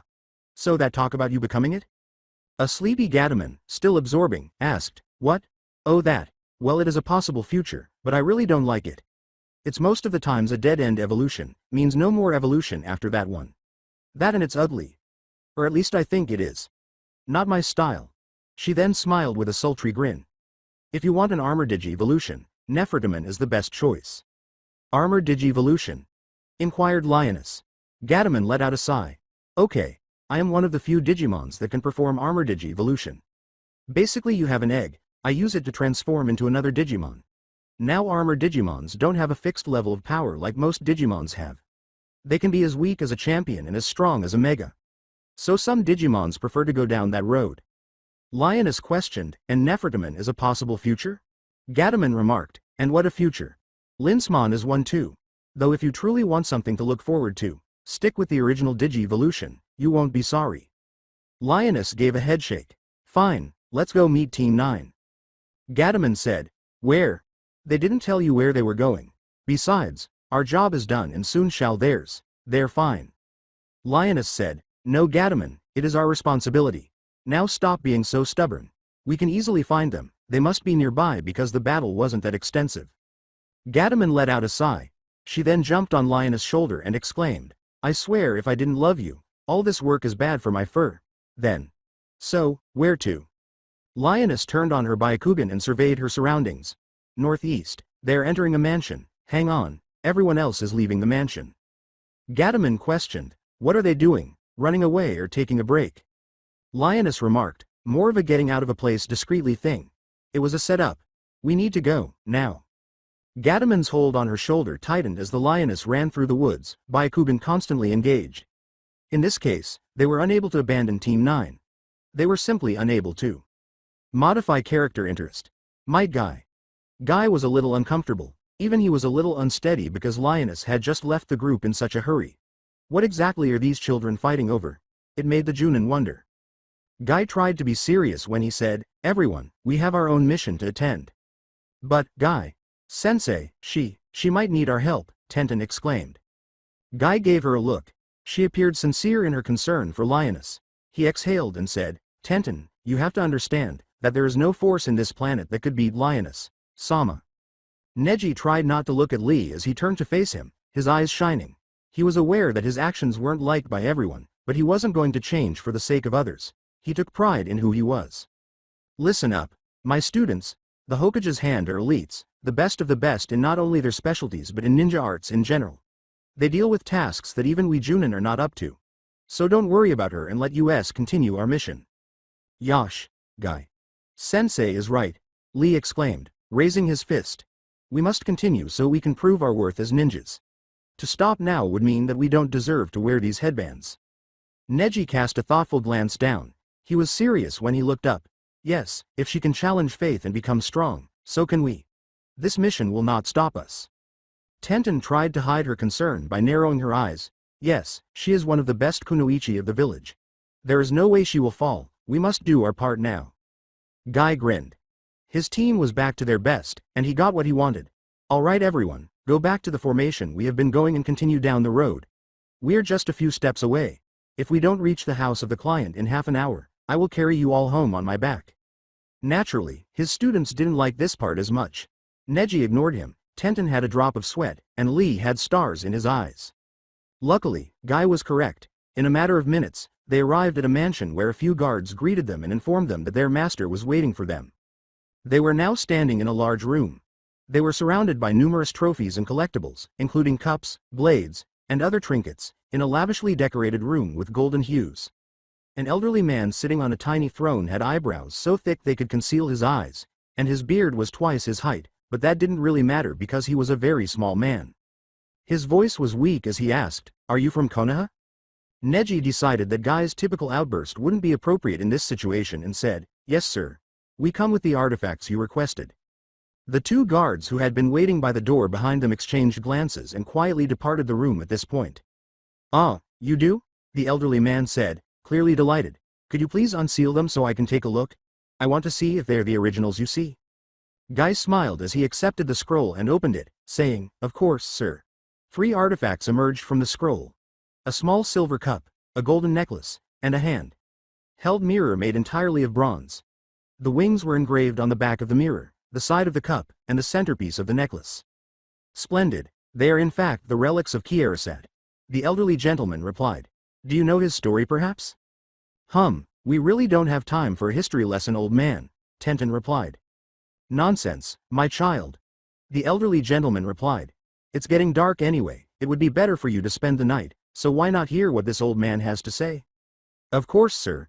We will listen to what you have to say," Lee yelled. The old man said, "Oh good boy. You know, Kierasat was a weaponsmith, but not from this land. Oh no, he traveled from a land beyond, the last of his family, coming to the elemental nations in hopes of rebuilding his family anew." As the ancient grasped the mirror, Team 9 listened intently. "He did his best, most brilliant work here, some of the best swords you could ever imagine. But he made little money, as people preferred the craft from the land of iron or from one of the hidden villages. Thus, while he had a few children and was on his way to rebuild the family, they had little to call their own." The two began to shake when he brought the mirror and placed it close to the cup. As the elderly man continued his story, Team 9 watched in confusion as he made his way to the third object. That is when he built his masterpiece. A living sword carved from the 3 most noble metals and brought together in one element that would forever bind this sword to his family, his blood. The 3 became unpredictable and began to shine a dark blue light as they brought the necklace to join the other items. But he was afraid. His family had much hatred in their minds, hatred for being mistreated just because they were foreigners, in the lack of faith in their work and for living miserably. So he separated his sword into the 3 metals and from them forged 3 artifacts who he sold to high-profile costumers, all from different areas of this damned land, but I got them back. "What is going on?" Tenton inquired. "Is that chakra?" Guy turned to face the man and said, "Not just chakra, Tenton. And how do you know all this, if I may ask?" he asked. As he cut his hand with a small knife and let his blood drip onto the 3 items, the man said, "Simple. I am his descendant. And now I, Markyolopus, have all the necessary pieces." Together, the 3 vibrated before dissolving into liquid and combining with the blood. The 3 metals then fused together and began to take on a new form. A sword lay on the man's hand when it was down. This sword had a silver handle, bronze wings for a guard, and a sharp, curved golden blade that gave it a Western appearance.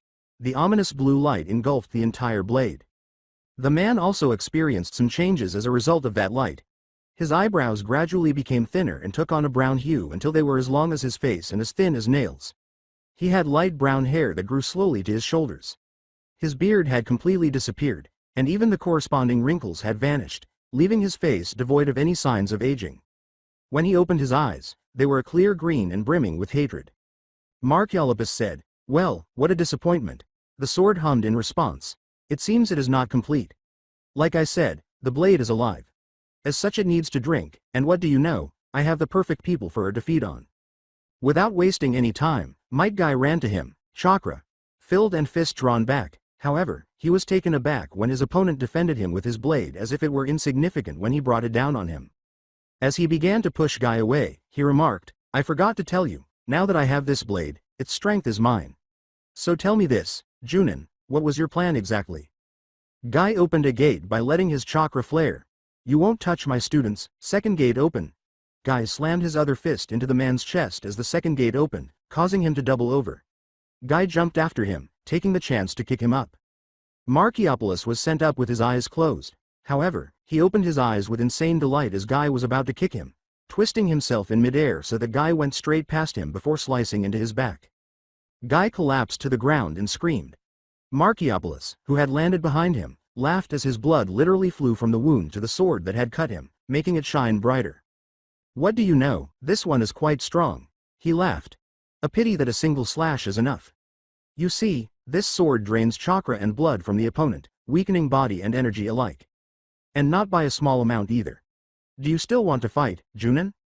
Guy stood up, scowling at the state of affairs. Then he hurriedly started a leaf whirling by extending his foot. He was about to strike, though, when the man stepped back and then stabbed Guy in the middle of the leg with his sword. Lee exclaimed, Guy. Sensei, while Guy screamed in agony. As his blade gleamed once more, Markiopolis questioned, feeling slow, Guy, is it? The blade made you weaker, remember? And me stronger. You have to pull something better than that. Well, you asked for this, Guy screamed, leaping back. I have no choice, but to open more gates do defeat you. The man raised his sword and said, so that is what that was. Chakra gates. Sorry, that could become a problem. I am dealing with you right here right now. Lee shouted, Leaf Whirland, as he leapt forward, but Markiopolis just swatted him away with a flick of his wrist, causing Lee to fall with a deep cut on his leg while staring at him pityingly.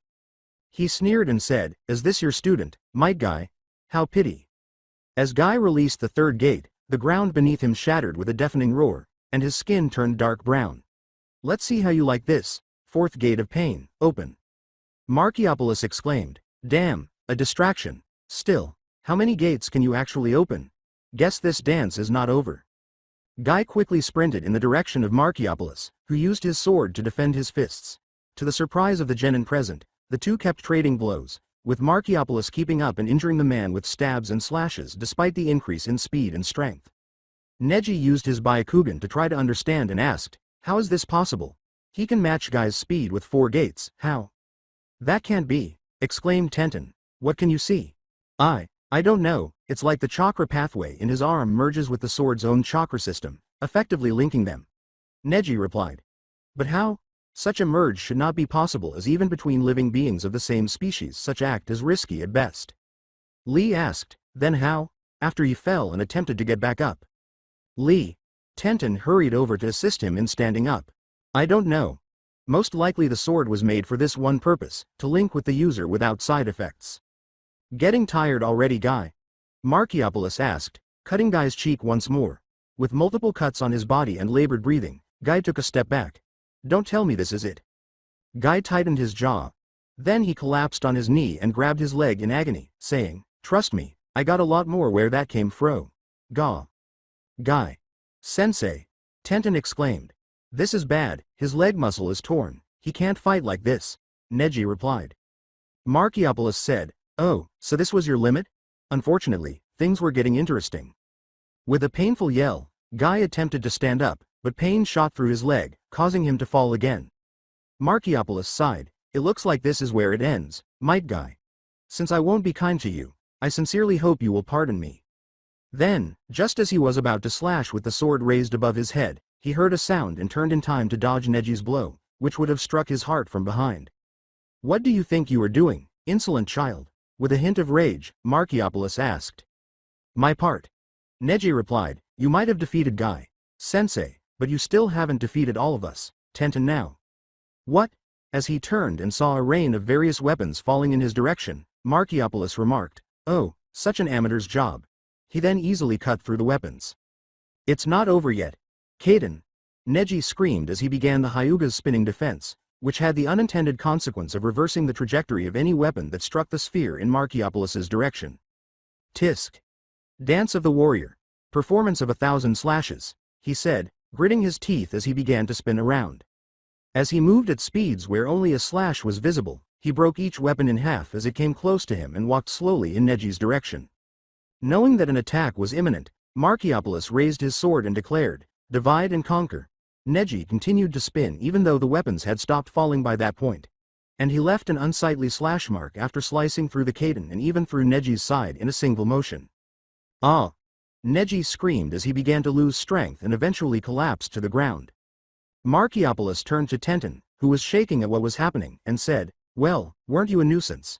And now the girl with all the useless tools. What did you anticipate happening? As he went on his tirade, Tenten gave him a startled look and said, "You bring all these toys to fight this blade? The Kierasat sword? Maybe you should bring some kitchenware so you could make me a sandwich while I killed your friends." A voice from the door said, "They are not dead yet, but you will." They both turned to face the door, where Lioness stood with Gadaman perched on her shoulder. "Gadaman, take care of the others. I deal with the swordsman," she said, surveying the area while Byakugan remained active. "All right, then, could you please give me the healing paw? Kitty nurse, it's time," Gadaman inquired. As she pulled out a card, Lioness sighed and said, "Digi. Modify. Healing technique, healing palm." A green light began to shine on Gadaman's paws. "K, come back immediately." Gadaman leapt off and ran to Might Guy, shouting. "What is this? Was the circus in town? I didn't request clowns," Markiopolis said. "So who was sacrificed to give life to that sword?" the lioness asked after calmly gazing at him. "It's clear that it has life force and is alive, but I wonder who owned it." "What? Life force?" inquired Tenten. Lioness clarified, "Yes, that sword is filled with it. It's a part of chakra that is different for every person, like a strand of DNA. But I see a myriad of life forces. Is that how you gain your strength? How fast are you? You become stronger by absorbing the life force, which is connected to the physical side of a person's chakra. This allows their physical prowess to blend with your own." "You've worked it out, huh? Then you know I am far beyond your," inquired Markiopolis. Lioness went on to say, "But the thing about that method was that you knew that asking for a more powerful team could spell disaster for you because your current power and physic were rather poor. In other words, you requested a weak team in order to maintain the appearance that you are as strong as you assert while gradually gaining strength from weaker opponents." "Weak, me?" Markiopolis questioned incredulously. Lioness responded, "Weak and predictable. You may possess a powerful weapon, but your proficiency with it is rather rudimentary. With a kitchen knife, my friend Rose could outfight you. Only stabs and slashes without style or form are used. There is no dexterity or skill." "Enough. After I've finished you off, you won't be talking so highly," Markiopolis shouted as he charged forward, slashing down at the lioness' head with his sword. The tip of 2 fingers was the only thing that stopped it. "What?" Tenten inquired. "It's not possible," Markiopolis muttered. With the sword poised just above her head and just 2 fingers separating them, Lioness stood composedly and said, "So, when are you going to kill me? Let's get this done quickly because I have a busy schedule. Bring everything you have to me." Every time he attempted to attack, she defended, never leaving her position, only moving her arm. The two began a complicated dance. With every slash, 2 fingers. With every stab, 2 fingers. "Now, please don't move." As she began to heal Guy, Gadaman asked. "Thank you, but you have to help your partner. This guy is stronger than he looks," Guy replied. Gadaman waved dismissively, saying, "It's my kitty we are talking about, and she is fine. She has things under control." "Is she?" While Tenten was still healing Guy, she hurried to stand beside Gadaman and asked. "Her fingers are coated with chakra and it is so thin that it could cut like a blade," Neji replied, coughing violently. "She does. She must have activated her tenketsu because many of them are in overdrive." "Does that mean that she is faster than him?" Tenten inquired. "It's like opening the chakra gates, so yes, except she is far more controlled since she is still keeping key points at normal rate, allowing her body to use the power without overheating," explained Neji. "Wow, she is capable of that?" With an amazed expression, Tenten asked. "A move like that can only be executed by the strongest Hyugas," Neji remarked. "I bet that she is not even serious in this fight, and Hiyashi can actually hold all of his tenketsu in overdrive for 30 minutes. As she removed her paws from Guy, Gadaman remarked, "She isn't, but not because she is underrating her opponent. You stay down now, you still need to rest." She then turned to Neji and said, "Tell me, can you see anything else?" "Well. Wait, is she?" Neji scowled as perspiration trickled down his face from the strain of maintaining the Byakugan's functionality. "She is. What is she doing?" Tenten inquired. "Keep watching," said Gadaman with a sly smile, "you will get in a second." As Markiopolis grew increasingly enraged, Lioness pushed aside a horizontal slash, parried a vertical one, and held a stab between her thin fingers. "Gosh darn you. How are you doing this well? I have the greatest blade this country has ever seen," he shouted. Lioness examined her fingers and said, "I wouldn't be so sure. The 7 swordsmen of the mist might have something to say about that. Anyway, you are really disappointing. You must have spent your entire life searching for the sword without even the slightest training." "I can become a god with this sword," Markiopolis shouted, brandishing the sword, Don't you dare make fun of it. Inner surgeon. Grinned Lioness. At that moment, Markiopolis felt his chest explode with agony and collapsed to his knees. He could see parts of his legs turning dark purple as well. What? What in the, he thought to himself. Every time you attacked me, I injected a small amount of healing chakra into your sword. Explained Lioness, pointing to her fingers. Normally that wouldn't be a problem, but your connection to the blade makes it so that I can access your body's chakra pathways through your blade. As more and more of his body turned purple, he experienced pain throughout, like volcanoes erupting beneath his skin. But healing chakra heals, he said. I discovered a better use for the skill I used, even though it could theoretically be used to heal. You see, the reason I am called an inner surgeon is that I am able to perform inner surgeries without cutting you open by guiding your chakra. Or, in this instance, rupture your internal veins. Markiopolis's eyes grew wide and then began to itch. All right. Now, how will you wield your sword? Which enigmatic force will you reveal to us? Well, I think this is the end, Lioness teased. God, it's a pleasure to fight you. Tenton screamed in terror as the man's limp, lifeless body fell to the ground, and Markiopolis let out a strangled cry before his eyes exploded, spewing blood everywhere. With a tone that seemed to be unaffected, Lioness turned to face them and said, So who needs extra treatment? Team 9 members did not respond. Finish the flashback. We had to stay a few days because Guy's injuries and depletion were severe. Explained Lioness. But afterwards we were good to go. Fox remarked, Quite the tale, Lioness. Well, Team 9, I have to say I am impressed. I was worried that the other teams were in a similar state after Team 7. It's nice to see skilled ninja. Tenton remarked, but without Lioness, we would be dead. True, but that does not make you less competent, Palman said, translating some hand signals that Rose made. With that sword of his, the guy had the advantage and anticipated you. In addition, Lioness was able to come up with a strategy to defeat, what was his name again, thanks to you. Lioness said, I didn't ask, can't say I remember. Marcus? Guy stroked his chin and said, I believe it was that. Lee raised a finger and said, No Guy. Sensei, it was a big name. Marcellian, perhaps? Guy was closer, but Lee is right. Neji replied. It was a big name, and that name was Mercurio. Tenton remarked, it was a foreigner's name. Perhaps, Markotepus? After blinking, Fox sighed and said, I'm going to call Tazuna. Hopefully, Hokage. Sama kept his name in the records, or else it will be difficult to make the report for this mission. He then stood up. We shouldn't be required now that Gato has been dealt with. Are we heading out? Not for anything, but Team 9 and I could use the rest, Lioness inquired. They have not completely recovered. Naruto remarked, I didn't say we were leaving. We will stay a few more days just to be sure and to help finish the bridge. Then we leave. That's it for today. I hope you guys enjoyed this great story. See you in the next one.